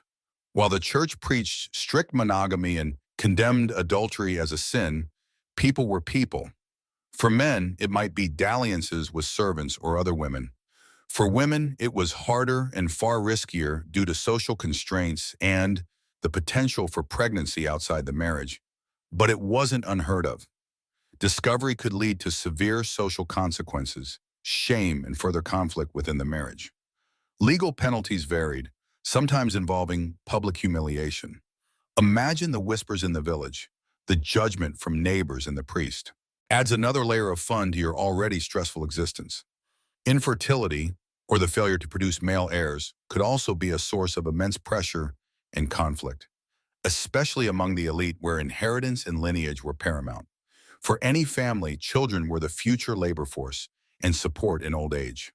A marriage without children could be seen as failing in its primary purpose, leading to blame, often unfairly placed on the wife, naturally, disappointment, and even attempts to seek annulment on grounds of impotence or lack of consummation, which could be incredibly intrusive and humiliating. Abuse, both physical and emotional, was undoubtedly present. In a society with patriarchal structures and limited legal recourse for women, domestic violence was likely sadly common. While the church and secular law frowned upon excessive cruelty, the concept of a man having authority over his household members, including his wife, meant that what we would consider abuse today might have been viewed differently or simply ignored unless it reached extreme levels and became a public scandal. A wife had few options if her husband was violent. Returning to her birth family might not be welcomed, and legal protection was minimal or non-existent for most. It's a grim reality hiding beneath the surface of the historical record, often only visible in rare court documents or moralistic tales. So what happened when things really fell apart? If you were miserable, trapped, or even in danger, could you get out? Not easily. Medieval marriage, as defined by the church, was a sacrament, a sacred bond created by God, and therefore it was generally considered indissoluble. Divorce, in the modern sense of ending a valid marriage and allowing remarriage, was simply not an option for the vast majority of people. Until death do us part was the literal binding rule. However, there were limited ways to alter the marital state, primarily through annulment or separation. Annulment was the big one, but it wasn't about proving you just didn't get along anymore. An annulment was a declaration by the church that the marriage had never been valid in the first place, meaning there was a fundamental flaw at the time the vows were exchanged. Think of it less like a divorce and more like discovering your marriage certificate was fake all along. The grounds for annulment were strict and based on canon church law. These could include things like being too closely related, within prohibited degrees of kinship, which the church defined very broadly, sometimes going out 7 degrees of consanguinity or affinity. Basically, if you shared a great-great-great-great-great grandparent, or your spouse's great-great-aunt was your great-uncle's second cousin, it could be an issue. Talk about needing a family tree. This was often used by the powerful to get out of inconvenient alliances. A pre-existing, undissolved marriage for one party. Lack of free consent, e.g., forced marriage. One party being too young to marry, though the age was quite low, often 12 for girls and 14 for boys, and betrothal could happen much earlier. Impotence or frigidity that prevented the marriage from being consummated. This could involve humiliating physical examinations and was a private hell for those subjected to it. A prior vow of chastity or entrance into a religious order by one party. Error in identity, itaji, marrying the wrong twin perhaps. Probably not a common occurrence, but the law covered it.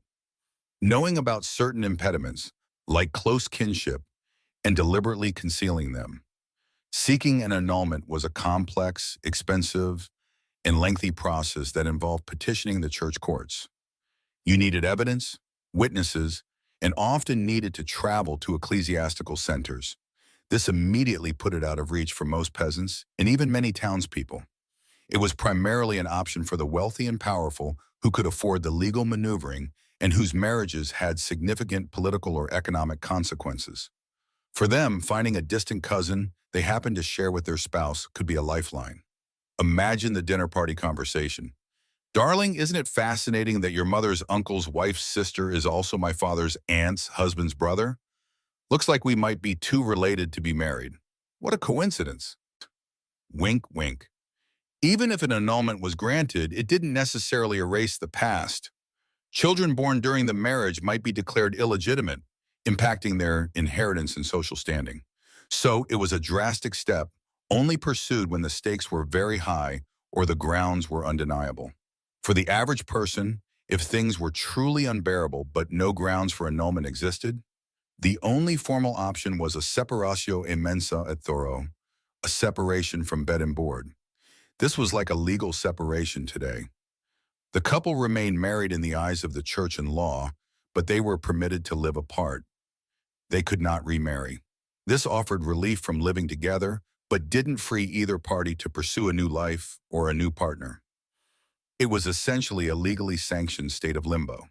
Grounds for separation were usually serious: adultery, providing proof was necessary, cruelty, or abandonment. Like annulment, seeking a legal separation required navigating church courts, which was often difficult and expensive for ordinary folks. So, while it was a possibility, it wasn't an easy or widely accessible solution. More commonly, if a marriage became intolerable for a peasant or poor townsperson, separation might happen informally. One spouse might simply leave.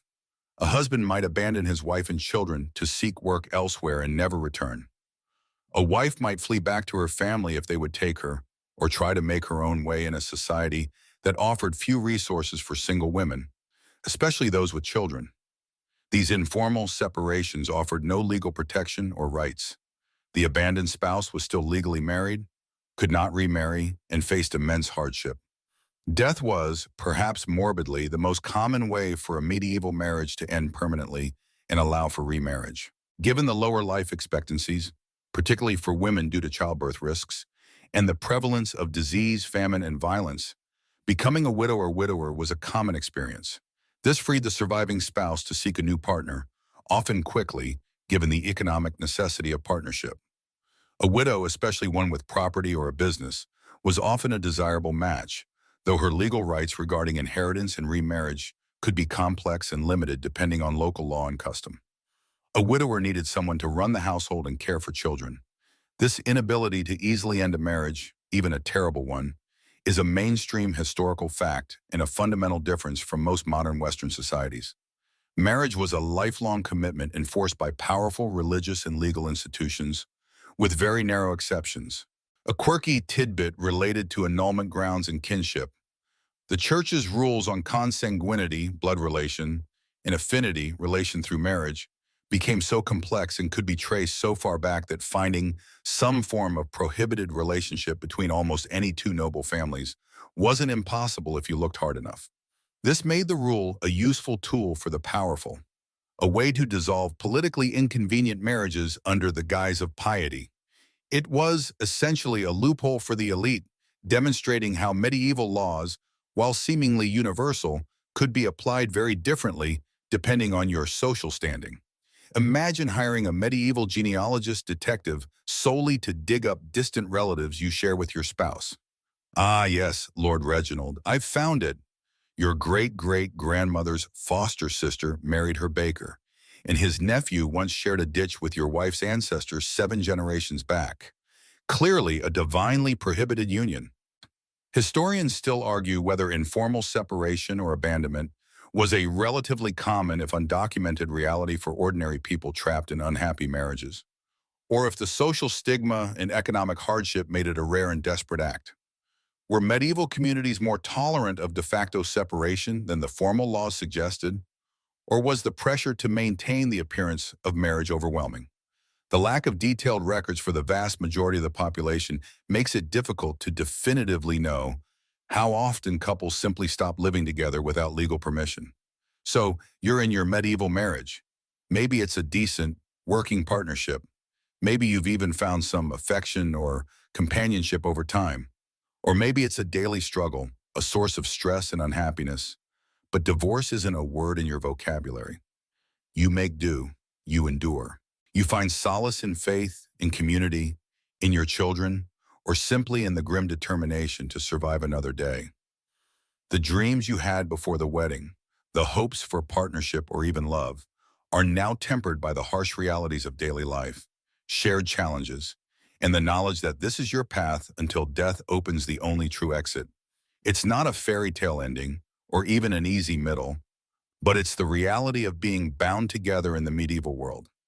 You learn to navigate the conflicts, tolerate the annoyances, and find what small comforts you can in the life you have built or been given.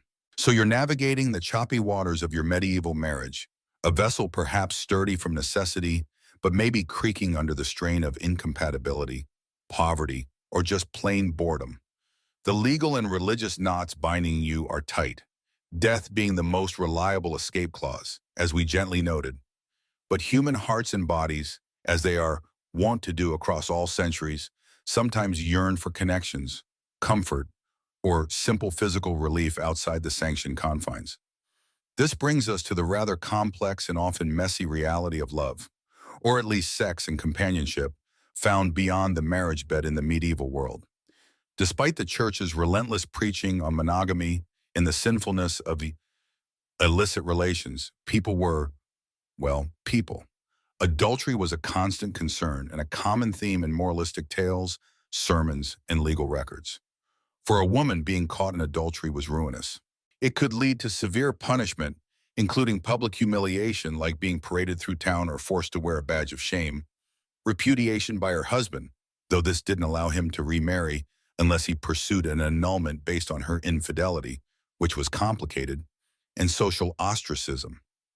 Her reputation, vital in a close-knit community, would be destroyed. She might lose access to her children, her dower rights, and face immense hardship. The risks were incredibly high, making secret liaisons for women fraught with danger. Imagine the perpetual knot of anxiety in your stomach, the need for absolute discretion, the fear of a neighbor's watchful eye or a servant's gossip. Every whispered word, every stolen glance, felt amplified by the potential cost. For men, while adultery was also considered a sin, the social and legal consequences were often less severe, reflecting the patriarchal nature of the society. A husband's infidelity might be frowned upon, particularly if it was flagrant or with a woman of higher status, but it rarely carried the same level of devastating ruin as it did for a wife. He wasn't likely to be publicly shamed or lose his social standing unless his actions were part of a larger political scandal or involved a serious crime like rape. This double standard was a stark reality. A man's transgression was often viewed through a lens of regrettable human weakness, while a woman's was seen as a fundamental moral failing and a threat to the legitimate lineage. You might hear murmurs about a local lord and his mistress, but it was less likely to result in his public downfall than a peasant woman's secret affair. Beyond outright adultery, other forms of extramarital relationships existed.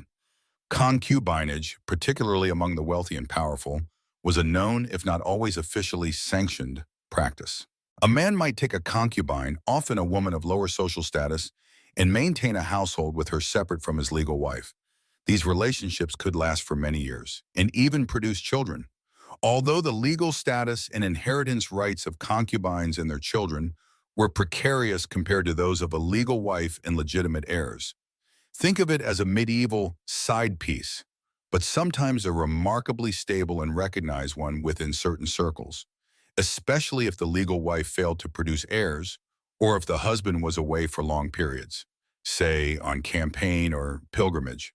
The church officially disapproved, but enforcement against powerful lords or even clergy who kept concubines was inconsistent. Speaking of clergy, priestly concubinage was a particularly thorny issue for the church throughout the Middle Ages. Despite the push for clerical celibacy, many priests openly lived with women, often referred to as housekeepers or focariae, derived from the Latin for hearth. These relationships varied from genuine, albeit unsanctioned, partnerships and families to more exploitative arrangements.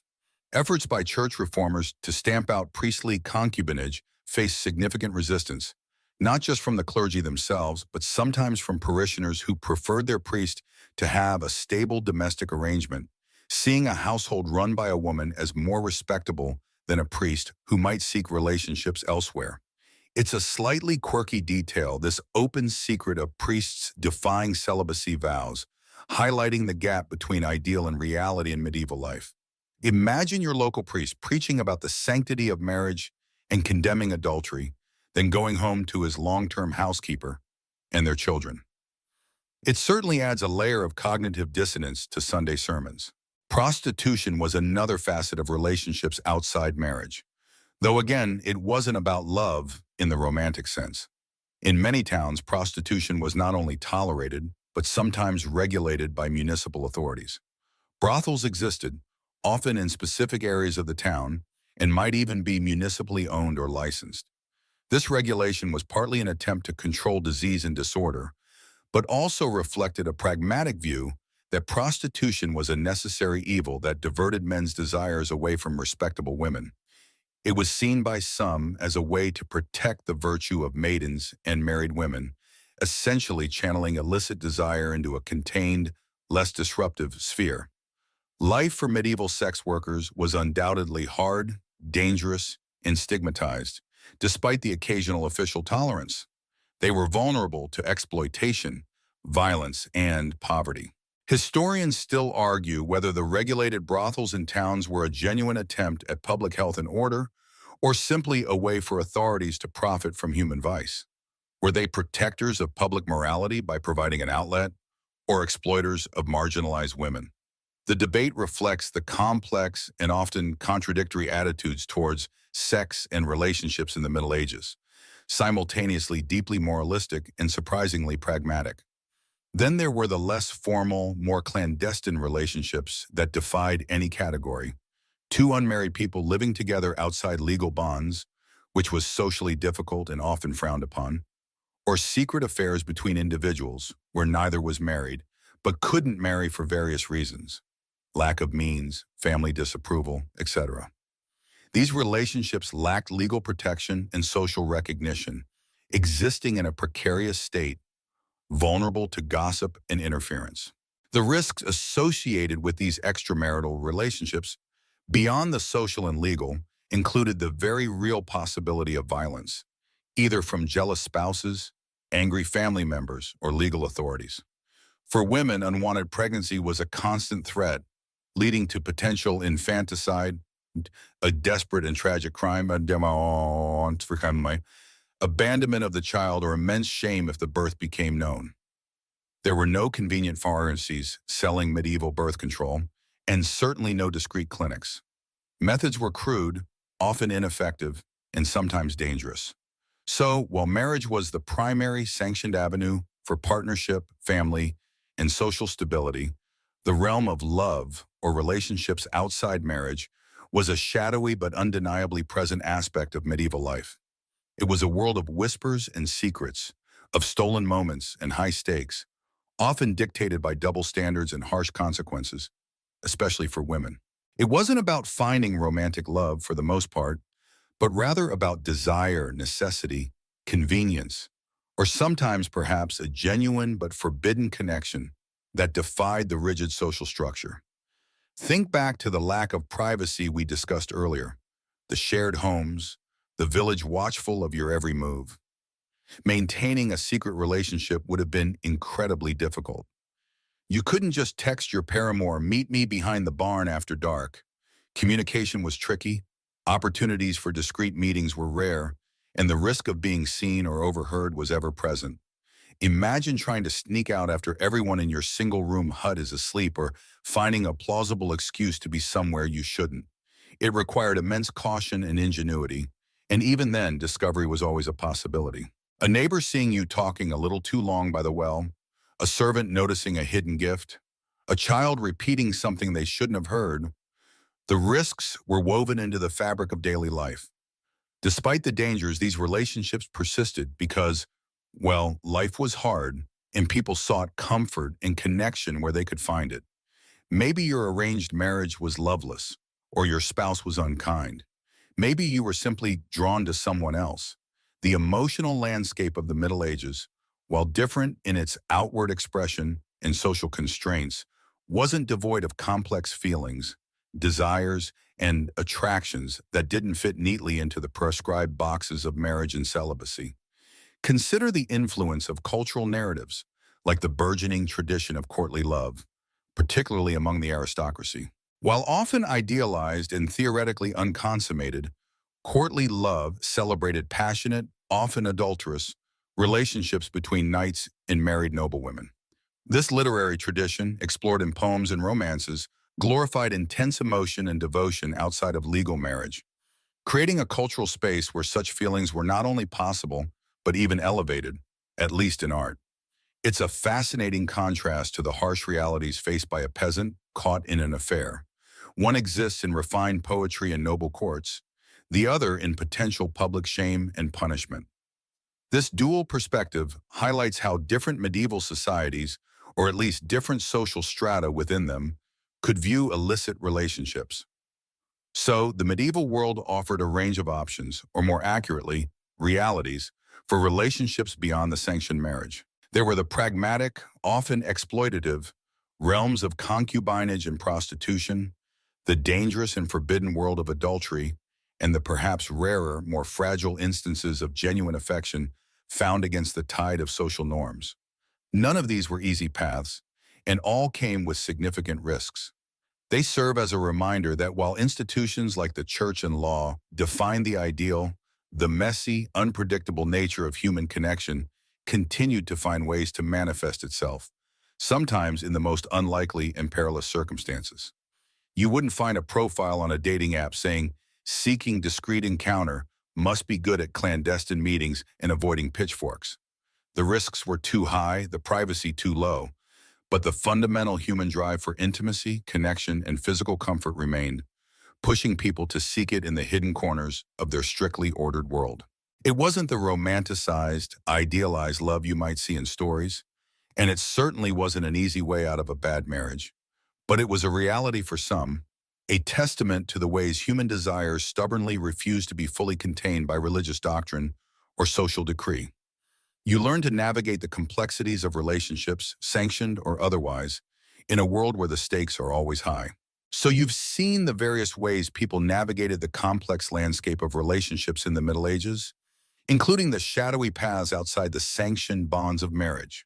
But what happened when the marriage itself, the supposed bedrock of society, simply failed? What if the arranged match was utterly miserable, or one party proved cruel, or hopes for heirs were dashed, or you simply couldn't stand the sight or smell of each other anymore? In our modern world, the idea of divorce is a relatively common, albeit often painful process that dissolves a legal union, allowing people to move on and often remarry. In your medieval reality, things were predictably much harder. Marriage, in the eyes of the dominant power structure, the church, was a sacrament.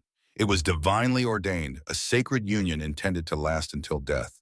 This fundamental belief meant that, in theory and largely in practice, divorce in the sense of dissolving a valid marriage to allow remarriage was simply not possible. The knot tied by God, or at least the church acting on God's behalf, could not be untied by mere mortals. This strict doctrine was a cornerstone of medieval society and its legal framework, meaning that for most people, an unhappy marriage was a life sentence.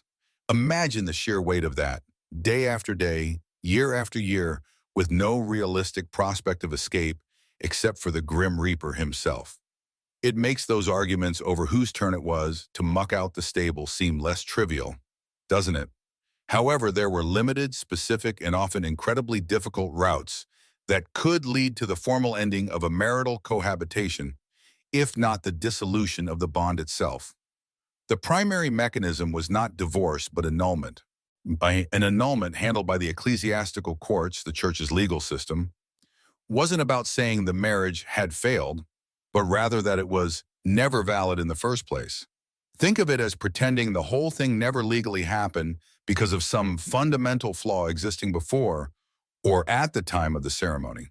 It was like finding out the ingredients for your bread were bad from the start, so the loaf, no matter how long you baked it, wasn't ever truly valid bread. The grounds for annulment were very specific and required proof, which could be tricky to come by in a world without widespread record-keeping or easy access to witnesses who weren't biased or intimidated. One common ground was pre-contract. If one party had previously exchanged vows, even simple words of consent, "I take you as my wife/husband," with someone else before the current marriage ceremony, the later marriage could be deemed invalid. Proving this, especially if the original agreement was private, was a major challenge. You might need witnesses to have overheard the exchange, or perhaps letters, though written evidence was rare among most people.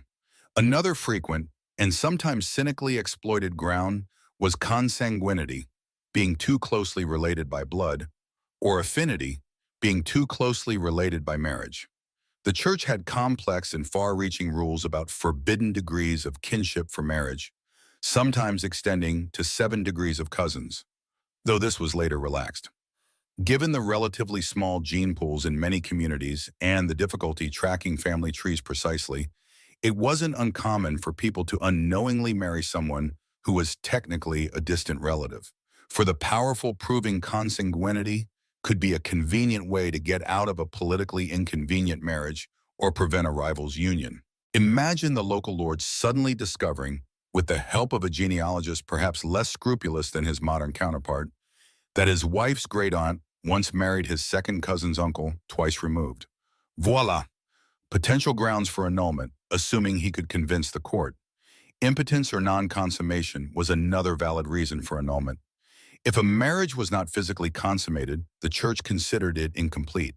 Proving this was, unsurprisingly, incredibly awkward and often involved rather invasive procedures.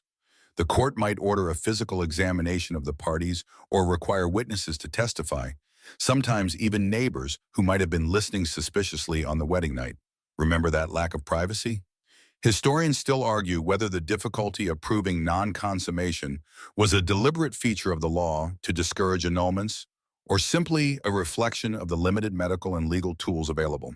How exactly do you definitively prove someone couldn't perform, or that the act didn't happen years after the fact without modern science? It must have led to some truly bizarre court proceedings. Lack of free consent was also a ground, if a person was forced into marriage against their will. However, proving genuine coercion rather than just parental pressure or social expectation was difficult. Similarly, if one party was below the minimum age for marriage set by the church, typically 12 for girls, 14 for boys, the marriage could be annulled. Pursuing an annulment was not a quick or easy process. It involved petitioning the ecclesiastical court, gathering evidence, which might mean traveling, paying witnesses, and navigating complex legal procedures, and often facing significant costs. These barriers meant that annulment was primarily an option for the wealthy and powerful, who had the resources, connections, and political motivation to navigate the system. For the vast majority of peasants and townspeople, the cost and complexity were prohibitive. Their unhappy marriages, short of death, were generally permanent. You weren't popping down to the local county court with a simple form. You were entering a world of canon lawyers, church officials, and potentially lengthy, expensive investigations. Even if you couldn't get an annulment because the marriage was valid, there was sometimes the possibility of a formal separation, known as divorce mensa et thoro, separation from table and bed. This allowed spouses to live apart, sometimes with formal arrangements for property division or maintenance, but the marital bond remained intact. Neither party was free to remarry. This was essentially a legal separation, not a divorce in the modern sense. Grounds for separation included adultery, especially if the wife was the guilty party, as this threatened legitimacy of heirs. But a husband's egregious, ongoing adultery could also be grounds, cruelty, or abandonment. Separation offered relief from living together but came with its own set of challenges. Spouses were still legally bound, creating complications if one wanted to enter religious life or if inheritance issues arose. For women, separation could mean losing social standing and financial support, even if the separation was due to the husband's fault. It was a halfway house of sorts, acknowledging the breakdown of the relationship without dissolving the sacred bond. Imagine the awkwardness of being legally married but living apart, perhaps in the same small village. Unable to move on, everyone knowing your private life was a public failure. It was a constant, low-grade form of social purgatory. Comparing annulment and separation, the key difference was that annulment declared the marriage void from the beginning, freeing both parties to potentially marry others, assuming no other impediments. Separation acknowledged a valid but broken marriage and did not allow remarriage. Both were handled by the church courts, reflecting the intertwining of religious and legal authority over marriage in the Middle Ages. The difficulty and rarity of these processes meant that most medieval people in unhappy marriages simply had to make the best of a bad situation. They endured. They found solace elsewhere, as we discussed last section, or focused on work, community, or faith. The lack of a straightforward escape valve meant that people developed coping mechanisms within the confines of the marriage, for better or worse. Historians still debate whether the extreme difficulty in legally ending a marriage contributed to higher rates of domestic violence, adultery, or other less sanctioned behaviors, or if the strong social and religious pressure simply forced people to conform and find ways to coexist. Did the rigidity of the system push people into the shadows, or did it genuinely reinforce the stability of the family unit, however flawed? Think about the psychological toll of knowing there was no easy exit, no ability to just say it's not working and go your separate ways. You were tied together by law, religion, and often shared property and children. This lack of a formal escape route profoundly shaped the experience of marriage and relationships. While courtly love poems might romanticize forbidden affairs, the reality of leaving a bad marriage legally was anything but romantic. It was a grueling, expensive, and often unsuccessful battle through the church's bureaucracy. You couldn't just pack a bag and leave, hoping to start fresh elsewhere without legal repercussions, especially if you were a woman. Your legal status, property rights, and social safety net were tied to your husband. Leaving him without a formal separation or annulment could brand you a runaway, forfeiting any rights and making you vulnerable. For men, abandonment carried social stigma and potential legal issues regarding property and responsibility for his wife and children, but the consequences were generally less dire than for a woman. The medieval legal framework around marriage breakdown highlights the power of the church and the fundamental difference in how marriage was viewed, not primarily as a contract between two individuals for their mutual happiness, but as a sacred, lifelong union with social and procreative purposes. Individual happiness was secondary to the stability of the institution and the continuation of legitimate lineage. This is a far cry from the grounds for divorce available in most modern societies, where incompatibility, irreconcilable differences, or simply mutual consent can end a marriage. So while medieval people did experience unhappy marriages just like anyone else, their options for resolving them were severely limited. Annulment was a rare, expensive, and technical process focused on flaws from the outset, mostly accessible to the elite. Separation offered physical distance, but no freedom to remarry. For the vast majority, enduring the union, whatever its nature, was the only practical path. It makes you appreciate the complexities and freedoms, relative as they may be, of relationship options available to you today, even if they come with their own set of modern headaches. No, you still wouldn't find an app for medieval annulments. The user base would be too small, the eligibility requirements too strict, and the processing time would likely make Tinder look like lightning speed. So you're stuck. The magnificent, divinely ordained knot of marriage feels less like a sacred bond and more like a medieval straitjacket, especially after exploring the near impossible routes to annulment or separation in the last section. Divorce as you know it simply wasn't on the menu. You're legally bound, perhaps for life, to someone you may barely know, actively dislike, or who is making your existence utterly miserable. But human hearts, it turns out, rarely conform perfectly to legal or religious strictures, no matter how severe. If you can't find release from the marriage, where else do you look? Welcome to the shadowy, often dangerous, world of medieval relationships conducted firmly outside the lines. Despite the church's best efforts to control desire and confine sexual and emotional bonds within the marital bed, people fell in love, felt lust, sought comfort, or pursued advantage with individuals who were definitely not their spouses. This wasn't sanctioned, it wasn't easy, and it carried significant risks, but it was undoubtedly part of the social fabric. Think of it as the medieval version of sneaking out after curfew. You knew you weren't supposed to, the potential punishments were scary, but sometimes the urge or opportunity was just too compelling. Adultery was perhaps unsurprisingly a frequent occurrence. When marriages were arranged for property, alliance, or duty rather than affection, and when escape from an unhappy match was virtually impossible, it created fertile ground for seeking intimacy, companionship, or excitement elsewhere. This wasn't just a peasant problem or a noble problem. It permeated all levels of society, from the king in his castle to the serf in his hovel. A bored lady, a traveling merchant, a discontented lord, a lonely farmer. Opportunity and desire didn't check social standing. However, the consequences for stepping outside the marital bounds were starkly different depending on your gender. For a woman, being caught in adultery could be catastrophic. It challenged the legitimacy of potential heirs, a major concern in property-conscious medieval society, and was seen as a profound moral failing that dishonored her husband and family.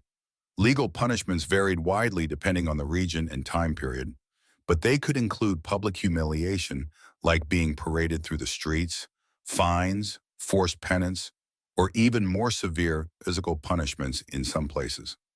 Socially, a woman caught in adultery was often ruined, ostracized by her community, and potentially cast out by her husband, leaving her with no legal standing or means of support. Remember how we talked about a woman's status being tied to her husband? Losing that could mean losing everything. For a man, the consequences were generally much less severe, reflecting the deeply patriarchal nature of the society. While adultery by a husband was technically a sin in the eyes of the church and could incur religious penalties like confession and penance, secular law and social opinion were often far more lenient, particularly if his lover was unmarried or of lower social status. A man's adultery didn't threaten the legitimacy of his wife's children, since paternity was assumed through the wife, which removed a major legal and inheritance concern. While a wronged husband might seek vengeance or legal recourse against his wife's male paramour, sometimes resulting in violence or feuds, the adulterous husband himself rarely faced the same level of public shame or legal punishment as a woman. It was a frustrating double standard that must have added insult to injury for many medieval wives. Imagine knowing your husband was off cavorting, and your only recourse was perhaps complaining to the local priest. While if you did the same, you could lose your home, your reputation, and maybe even worse. Ah, medieval equality. That was a joke in case the sarcasm wasn't obvious. There was very little equality. Beyond casual adultery, there were also more stable, albeit unsanctioned, forms of relationship, such as concubinage. This was particularly prevalent among men who could afford to support a mistress or who, for various reasons, perhaps their wife was infertile or they desired companionship their legal marriage didn't provide, chose to maintain a long-term relationship outside of marriage. Concubines often had a precarious social status, sometimes gaining a degree of acceptance if they were discreet and well provided for, but always vulnerable and lacking the legal protections of a wife. Children born to a concubine were considered illegitimate and generally couldn't inherit property or titles in the same way as legitimate offspring. However, some powerful men might make provisions for their illegitimate children, granting them land or positions, though this was at the father's discretion and could be challenged. Clergy, despite their vows of celibacy, were also notoriously prone to keeping concubines, sometimes openly, leading to repeated, often ineffectual, attempts by the church hierarchy to crack down on the practice. It seems vows were sometimes seen less as unbreakable promises and more as optional guidelines. The concept of courtly love is also often associated with relationships outside marriage, though its reality was much more complex and debated. Originating in the courts of noblewomen in southern France in the 11th and 12th centuries, courtly love, as depicted in literature and poetry, described a highly stylized, often unrequited, and non-physical devotion of a knight or noble to a married lady of higher status. It was characterized by secrecy, chivalry, elaborate displays of respect, and suffering for the beloved. The idea was that this passionate, albeit platonic devotion would elevate the lover's character and inspire great deeds. Think Lancelot and Guinevere, but perhaps with less actual, action. Historians still argue whether courtly love was ever a widespread practice or primarily a literary trope. Was it a genuine way some nobles navigated the emotional landscape of arranged marriages, finding idealized connection outside the practical bonds? Or was it just elaborate role play and poetry, a sophisticated game among the elite that had little to do with actual illicit physical relationships? Some scholars suggest it might have been a way to sublimate forbidden desires into artistic expression rather than acting on them, while others see it as a veil for actual affairs among the aristocracy, lending a veneer of romance and sophistication to otherwise risky behavior. It's likely it was a bit of both, depending on the individuals and the specific court. Regardless, it highlights the tension between the rigid social structure of marriage and the undeniable human need for emotional and romantic connection. Beyond the aristocratic ideals of courtly love, illicit relationships in the medieval world were often driven by much more pragmatic concerns. For a man, a mistress might represent sexual access denied by a frigid or fertile but currently pregnant wife, companionship lacking in a purely transactional marriage, or simply the pursuit of pleasure. For a woman, becoming a mistress or engaging in adultery might be motivated by genuine affection, yes, but also by despair in a cruel marriage, a desire for better social standing or material comfort than her husband could provide, or even just loneliness and boredom. In a society where women had limited autonomy, an affair with a powerful man, while risky, could sometimes offer a temporary escape or even a degree of influence or security, however precarious. The risks of discovery were ever present. Whispers in the market, jealous servants, snooping neighbors, or even vengeful family members could expose an affair. Remember that lack of privacy we talked about? It applied here too. Walls were thin, gossip was rampant, and everyone knew everyone else's business, or thought they did. Getting caught could lead to brutal consequences, from public shaming to physical violence. A betrayed husband, especially if he was of higher status, might take violent revenge on his wife's lover, sometimes legally, sometimes extra-legally. The church courts might step in with penances or excommunication, adding spiritual jeopardy to the physical and social risks. Imagine the sheer stress of trying to conduct a clandestine relationship in a small village where everyone knows who rode their cart past whose field and at what time. It required immense discretion, trust, often misplaced, and a constant awareness of potential informants. It certainly wasn't like sending a quick, encrypted message on your phone. Your messaging app was a nervous servant or a coded glance across a crowded hall. Despite the dangers, these unsanctioned relationships persisted. They reveal a fundamental truth. Human beings seek connection, intimacy, and sometimes just plain excitement, regardless of the rules. The severity of the restrictions on legal marriage and divorce in the Middle Ages inadvertently created a landscape where relationships operating in the shadows were perhaps more common than the authorities wished to admit. They were a testament to resilience, desperation, desire, and defiance against a system that sought to control the most intimate aspects of life. Did these relationships bring happiness? Sometimes, probably. Did they bring ruin? Often. They were a gamble, a high-stakes play in a world with few safe options for emotional or romantic fulfillment outside the rigidly defined boundaries of legal marriage. The difference in how society and law treated male versus female infidelity is a particularly telling mainstream historical fact, highlighting the power imbalances inherent in medieval society. The existence of courtly love as a phenomenon, debated though its practical application may be, is a quirky tidbit that shows how even within strict social codes, people found ways to idealize or conceptualize emotional bonds that transcended the mundane reality of arranged marriages. Thinking about this whole messy picture, the difficult marriages, the lack of divorce, the risky affairs, makes you appreciate the complexities they navigated. It wasn't a simple time, and finding a fulfilling connection, whether sanctioned or not, was a fraught journey. It wasn't about swiping right, it was about navigating social codes, religious doctrine, legal pitfalls, and very real physical dangers. The stakes were incredibly high, and the outcomes uncertain.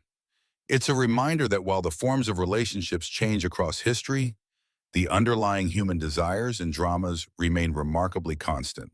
You still sought connection, companionship, and perhaps, against all odds, a little bit of love, even if it meant hiding in the shadows or risking everything. So the families have met, the negotiations have, hopefully, concluded without bloodshed or broken noses, and a match has been decided upon. You've navigated the murky waters of familial strategy, likely suppressing any inconvenient personal opinions you might have harbored about the person you're now slated to marry. The next crucial step in solidifying this prearranged destiny was the betrothal. This wasn't just a casual promise to get married someday, like a modern engagement ring and a when we're ready timeline. Oh no, a medieval betrothal was a serious, legally binding, often religiously sanctioned contract, almost as weighty as the marriage itself. Think of it as signing the preliminary paperwork on a major merger, except the companies are your families and the assets are land, livestock, and your personal future labor. The betrothal ceremony itself could vary, from a simple exchange of promises and perhaps a small token like a ring in front of witnesses, to a more formal affair mirroring elements of the wedding itself, sometimes taking place at the church door. This promise, once made, was incredibly difficult to break. It wasn't like you could just hand back the ring and say, oops, my bad. Turns out he snores like a dying boar. Backing out without very good cause, like a hidden pre-existing marriage, impotence, or perhaps joining a religious order, could incur severe social stigma, financial penalties, and even legal action. The church, whose influence on marriage was steadily growing throughout the medieval period, played a complex role in this process.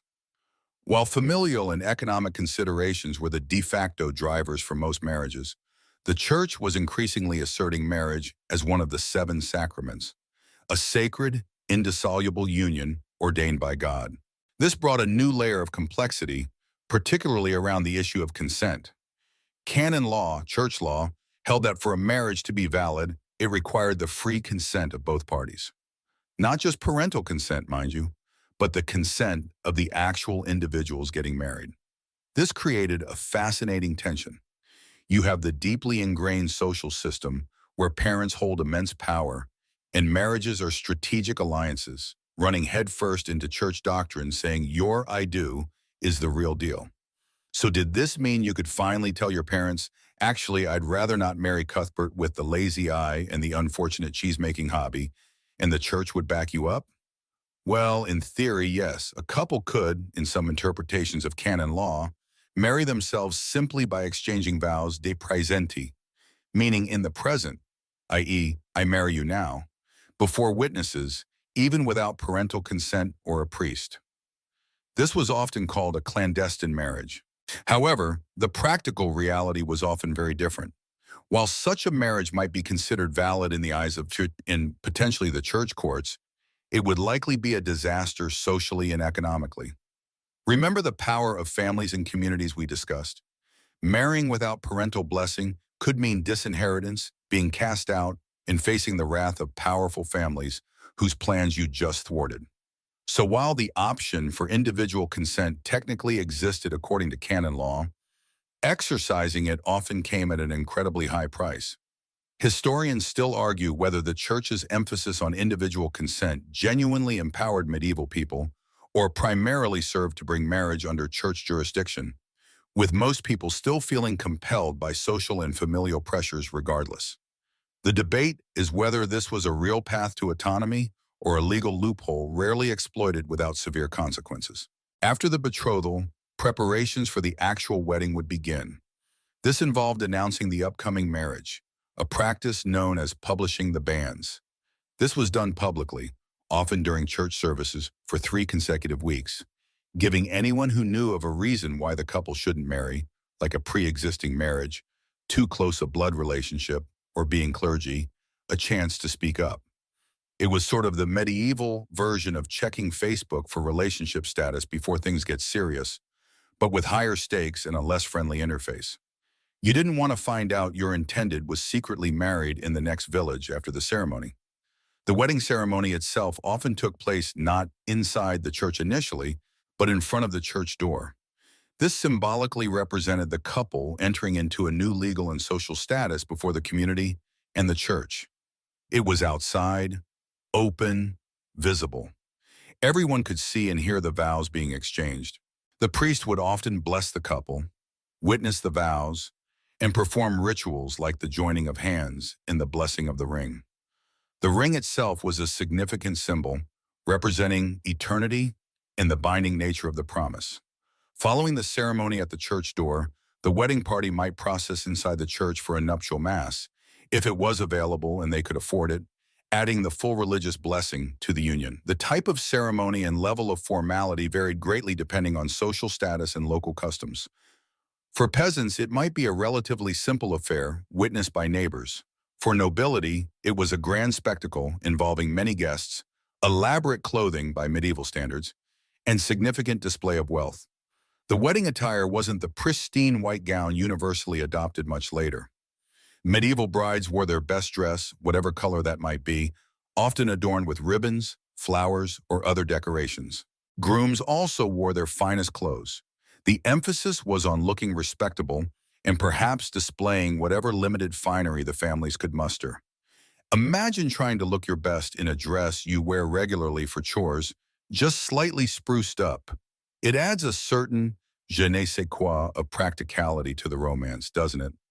A particularly quirky tidbit related to medieval weddings involves fertility rituals and superstitions woven into the day. While not universally practiced, some customs involve things like throwing grain or nuts at the couple, precursor to throwing rice or confetti, to encourage fruitfulness, or tying shoes or other objects to the wedding cart for good luck and fertility. There were often boisterous processions to the church and later to the couple's new home, filled with music, maybe a bagpipe if you were lucky, or unlucky depending on your taste. And noise, sometimes believed to ward off evil spirits who might be jealous of the happy couple, or perhaps just annoyed by the racket. After the ceremony, the real party, the wedding feast, would commence. Again, this ranged from a simple meal shared with family and close neighbors for peasants to elaborate multi-day banquets for the wealthy. Food would be served, hopefully not spoiled, a constant challenge. Drink would flow, ale and wine being the mainstays, and there might be music, singing, and dancing. While perhaps not quite the open bar free-for-all of some modern receptions, it was a significant social event, celebrating the joining of families and the hope for future prosperity. It was a chance for the community to affirm the marriage and wish the couple well, often with rebel jokes and well-meaning or not so well-meaning advice for the wedding night. The culmination of the wedding day, particularly for legal and social purposes, was the bedding ceremony and the subsequent consummation of the marriage. While this might sound rather un-PG-13, the bedding itself could be a fairly public affair where the couple were escorted to their marital bed by friends and family, tucked in and given final blessings or jokes. The idea was that witnesses could attest that the couple were indeed put together in the same bed. Why was this important? Because in many legal systems, the consummation of the marriage was necessary for it to be fully valid and binding. An unconsummated marriage could potentially be annulled. So the bedding ceremony wasn't just a bit of risque fun, it was part of the legal and social validation process. Imagine having your friends and family cheer you on as you try to get some privacy. Talk about performance pressure. Once married, the couple's life together began, hopefully leading to children, which were crucial for continuing the family line, providing labor, and ensuring care in old age. The expectation was that this union was for life. Divorce, as we understand it today, was extremely rare and difficult to obtain. Annulments declaring that the marriage was never valid in the first place, perhaps due to a pre-contract, impotence, or being too closely related, were possible through church courts, but often a long, complex, and expensive process, largely accessible only to the wealthy and powerful. For most people, marriage was truly until death did them part. So, while modern wedding planning involves Pinterest boards, cake tastings, and seating charts, medieval marriage focused on fulfilling familial obligations, securing economic stability, and gaining community approval. The romantic notion of two individuals finding each other and deciding to spend their lives together purely out of love was a concept that was slowly emerging, perhaps influenced by courtly love literature among the elite, but it was still largely subservient to the practical realities faced by the vast majority of the population. Your wedding day wasn't just about celebrating your love.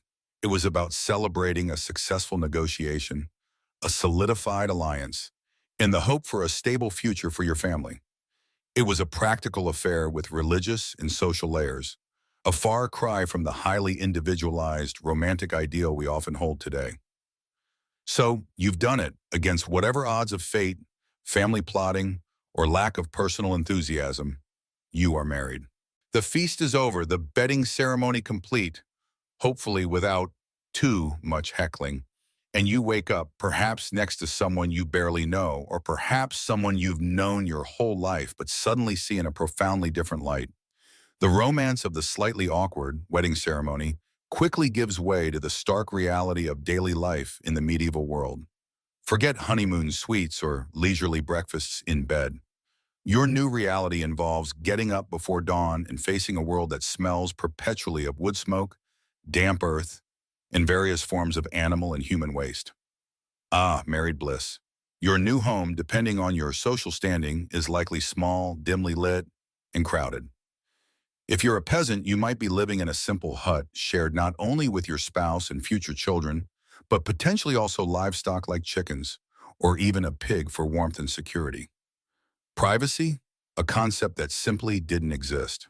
Imagine trying to have a private conversation or, well, anything else, when your neighbors are 10 feet away and separated only by a thin wattle and daub wall, or when your cow is breathing heavily in the corner. It puts a different spin on open-plan living, doesn't it? Even for slightly wealthier folk, homes were drafty, cold, and communal spaces were paramount, with bedrooms often just partitioned off corners. Life as a married couple was, first and foremost, about survival and labor. The division of tasks was often traditional and grueling. As the husband, your days would be dominated by the demands of the land, plowing, sowing, harvesting, tending animals, maintaining tools and buildings. It was backbreaking, sun-up to sundown work, dictated by the seasons and the unpredictable whims of the weather. A bad harvest didn't just mean less money, it meant hunger, maybe starvation, for your family. You were constantly at the mercy of forces far beyond your control, living a precarious existence where one illness, accident, or failed crop could spell disaster. As the wife, your responsibilities were centered around the household, but don't picture it as a cozy, modern domestic scene. You were the manager of the internal economy. This involved fetching water from the well or stream, heavy work, gathering firewood, cooking meals over an open fire, smoky and dangerous, making clothes, pinning, weaving, sewing, a never-ending process, baking bread, washing, brewing ale. Water wasn't always safe to drink, tending a small garden, preserving food, salting, smoking, drying, and of course, bearing and raising children. Childbirth was incredibly risky, a major cause of death for women, and infant mortality rates were tragically high. It was common to have many pregnancies but see only a few children survive to adulthood. You were constantly grieving, constantly working, constantly hoping. It was a relentless cycle of labor and loss. Remember our earlier chat about hygiene? Yeah, married life meant getting up close and personal with that reality every single day. Regular full-body bathing was rare for most people. Washing hands and face was more common, perhaps a quick dip in a stream in warmer weather. Clothes were worn for extended periods between washes, which themselves were arduous tasks involving boiling water and harsh lye. The smell of sweat, unwashed bodies, animal dung, and smoky fires was the constant backdrop to your married life. Imagine trying to maintain any sense of mystique or allure when both of you probably smell faintly of sheep and wood smoke, and your breath is, well, let's just say mints weren't a thing. It adds a layer of practicality to intimacy that makes modern expectations seem utterly fantastical. Health was a constant concern, a shadow over every aspect of life. Simple infections could be fatal. Diseases like dysentery, smallpox, and the plague, when it arrived, could wipe out entire families or villages. Medical knowledge was rudimentary, often a mix of herbal remedies, superstition, and ineffective or even harmful practices. Childbirth was dangerous for both mother and child. Living in damp, smoky, crowded conditions with poor sanitation meant everyone was susceptible to illness. Your spouse could be healthy one day and gone the next.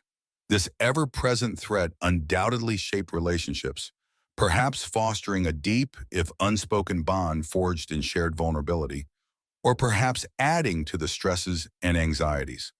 Historians still argue whether the constant proximity to death in the Middle Ages led to a greater appreciation for life and relationships, or fostered a sense of fatalism and emotional detachment. Was it carpe diem, or what's the point, we're all doomed anyway?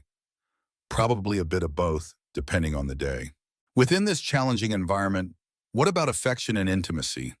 Marriage, as we discussed, was primarily an economic and social unit designed for procreation and mutual support. Romantic love, while it existed and was celebrated in certain literary traditions, like courtly love, though that was often outside of marriage, wasn't the foundation for most marriages.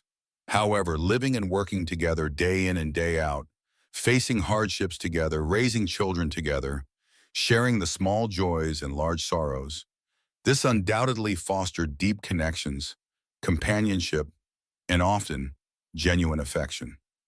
It might not have been the passionate romance depicted in ballads, but a sturdy, resilient bond built on shared experience and necessity.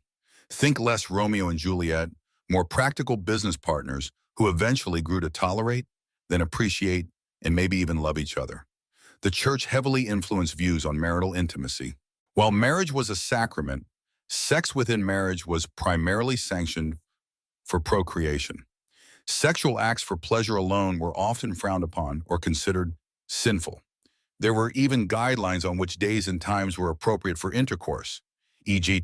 not during Lent, Advent, feast days, or while menstruating/pregnant. Though how strictly these were followed in practice is another matter entirely. It adds a rather bureaucratic feel to the most intimate aspects of life, doesn't it? Sorry, dear. The calendar says no procreation tonight. Guess we'll just stare at the ceiling.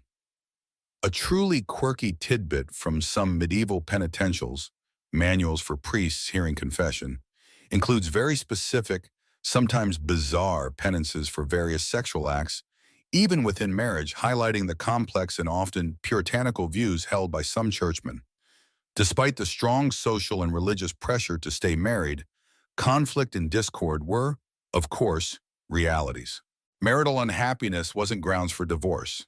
Physical separation, diversa mensa et thoro, might be granted by church courts in cases of extreme cruelty or adultery, but neither party was allowed to remarry. Adultery itself was viewed differently depending on gender. A husband's adultery was often tolerated or seen as less serious than a wife's, whose infidelity could cast doubt on the legitimacy of children and thus property inheritance. Women, particularly peasant women, had very little legal recourse against abusive or neglectful husbands. Their status was largely subsumed under their husbands. They had limited rights to own property or conduct legal matters independently while married. Should your spouse die, which was a common event given the mortality rates, your status would change again. Widowhood brought both challenges and potential, particularly for women. A widow might gain more legal and economic independence than she had as a married woman, especially if she inherited property or a business. However, she also lost the crucial support and labor of her husband and might face pressure to remarry, particularly if she was young or had property. For men, becoming a widower often meant needing a new wife quickly to manage the household and children. In essence, married life in the Middle Ages was less about a personal journey of shared emotional growth and more about being a functional unit within a larger social and economic structure. Your success as a couple was measured not by your happiness levels, but by your ability to work the land, manage the household, produce healthy children, and maintain your family's position in the community. While genuine love and companionship undoubtedly blossomed within many medieval marriages, they did so amidst immense hardship, relentless labor, and a constant struggle for survival against the harsh realities of the time. It was a partnership forged in necessity, bound by duty, and shaped by the relentless demands of a pre-industrial world. No time for relationship counseling when you're worried about the next plague outbreak or whether the crops will fail. So the years have passed, the relentless cycle of seasons, planting, harvesting, childbearing, and sheer survival has taken its toll. If you're one of the lucky few, you've reached what the medieval world might consider old age, perhaps your late 40s, maybe even 50s or beyond. Remember that arduous physical labor we talked about? It doesn't exactly lend itself to graceful aging. Your body is likely stooped, joints ache, teeth are long gone, not that there were many to begin with, let's be honest, and your skin is weathered like ancient parchment. But if you've made it this far, you've survived plagues, famines, childbirths, and countless other perils. You are a walking testament to resilience, a living history book etched with the hardships and quiet triumphs of decades lived on the edge of existence. Reaching old age, while less common than today, did bestow a certain status. Elders, particularly those who owned land or had accumulated some, likely meager, resources, held respect within the family and community. Your role might shift from backbreaking labor to more supervisory tasks, advising younger generations, caring for grandchildren, or tending to smaller chores.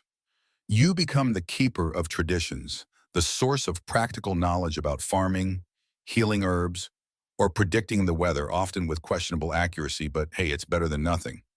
The dynamic with your spouse, assuming they are still alive, would have evolved too. Perhaps the initial arranged marriage, if that was your lot, has softened into a comfortable companionship built on shared experiences, mutual reliance, and maybe even a grudging respect for having navigated this brutal world together. Or perhaps not. Marriages, like people, are complex and time can deepen cracks as well as bonds. Death was an ever-present neighbor throughout life, but it becomes a more frequent visitor among your contemporaries as you age. Funerary practices were deeply embedded in Christian ritual. When someone died, the body would be washed and prepared, often by family or neighbors, and then kept in the home for a period before burial. The community would gather for prayers and a procession to the churchyard. Burial itself was simple, usually in consecrated ground next to the church. Grave markers, if they existed at all for common folk, were simple wooden crosses that would quickly decay. The dead were never far from the living. Churchyards were central community spaces, places for markets, meetings, and even children playing, right alongside the graves of generations past. It created a constant, tangible link between the living and the dead, a reminder of mortality that permeated daily life in a way we can barely fathom. Imagine having your weekly market right next to your great-great-grandmother's grave. It adds a whole new meaning to shopping local, doesn't it? If your spouse precedes you in death, your status changes once more. For a woman, becoming a widow could bring a degree of independence she hadn't experienced since before her marriage.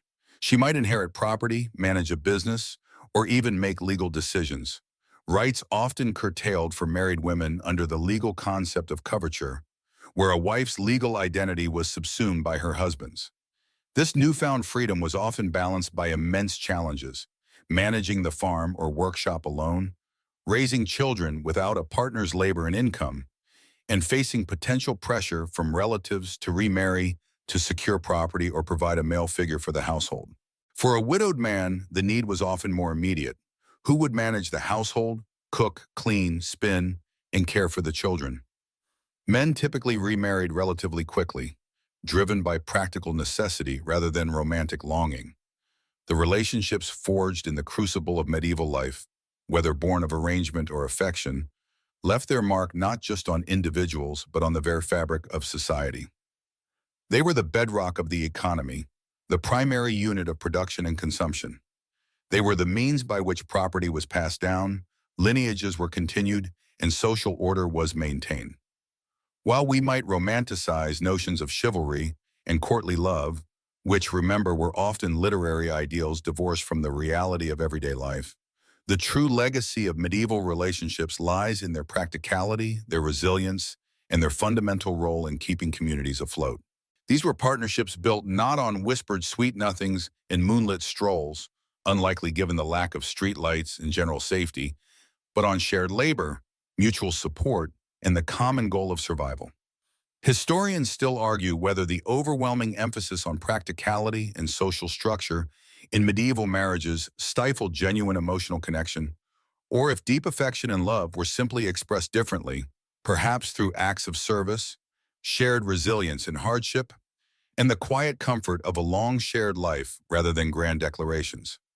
It's a debate that reflects our modern biases. We tend to define love through romance and emotional expression, while medieval people might have defined it through duty, loyalty, and shared survival. Was a peasant wife who tirelessly worked alongside her husband in the fields and bore his children expressing love? Was a husband who protected his family during hard times and ensured they had food on the table, showing affection? In their context, almost certainly yes. Their love story wasn't about finding your soulmate. It was about finding a reliable co-pilot for the turbulent flight that was medieval life. Think about the generations upon generations that built communities, cleared land, raised families, and passed down skills and knowledge, all within the framework of these structured, often difficult, relationships. Their efforts, born out of necessity and bound by practical ties, laid the groundwork for the societies that followed. The humble peasant couple toiling in their field, or the merchant couple managing their shop. They were the unseen architects of the future, their joint efforts contributing to the stability and gradual development of the medieval world. Their legacy isn't found in grand monuments to love, but in the enduring power of partnership forged in the face of overwhelming odds. It's a testament to the fact that human connection, in whatever form it takes, be it passionate romance or pragmatic partnership, is fundamental to survival and progress. And perhaps, just perhaps, after decades of sharing a drafty hut, surviving famines together, and watching children grow and sadly, sometimes not grow, there was a quiet, deep love there, a bond stronger for having been tested by the relentless reality of their world. It wasn't a fairy tale ending, but it was their ending, a testament to a life lived and shared right until the end. And that, in its own quiet way, is a profound legacy. Now, as we leave behind the smoky huts and muddy fields of the medieval world, letting the images of arranged marriages, pragmatic partnerships, and lives lived close to the bone begin to fade, feel your own world around you. The air is still, the sounds are distant, your thoughts might be drifting, settling like dust motes in a quiet room. It's time to gently bring this journey to a close. Let the stories of medieval love, in all its unglamorous reality, recede like the tide. There's nothing left to ponder, no more dusty details to uncover. Just the quiet hum of the night, the soft breathing, the slow drift towards sleep. Release any lingering thoughts, any connections you made or didn't make to that distant past. They had their way of finding connection, of building lives together in a world so different from ours. And now their story is told. It's time for yours to pause, for your mind to rest, for your body to become heavy and still. Just breathe, slow, deep. There's only quiet now, only rest.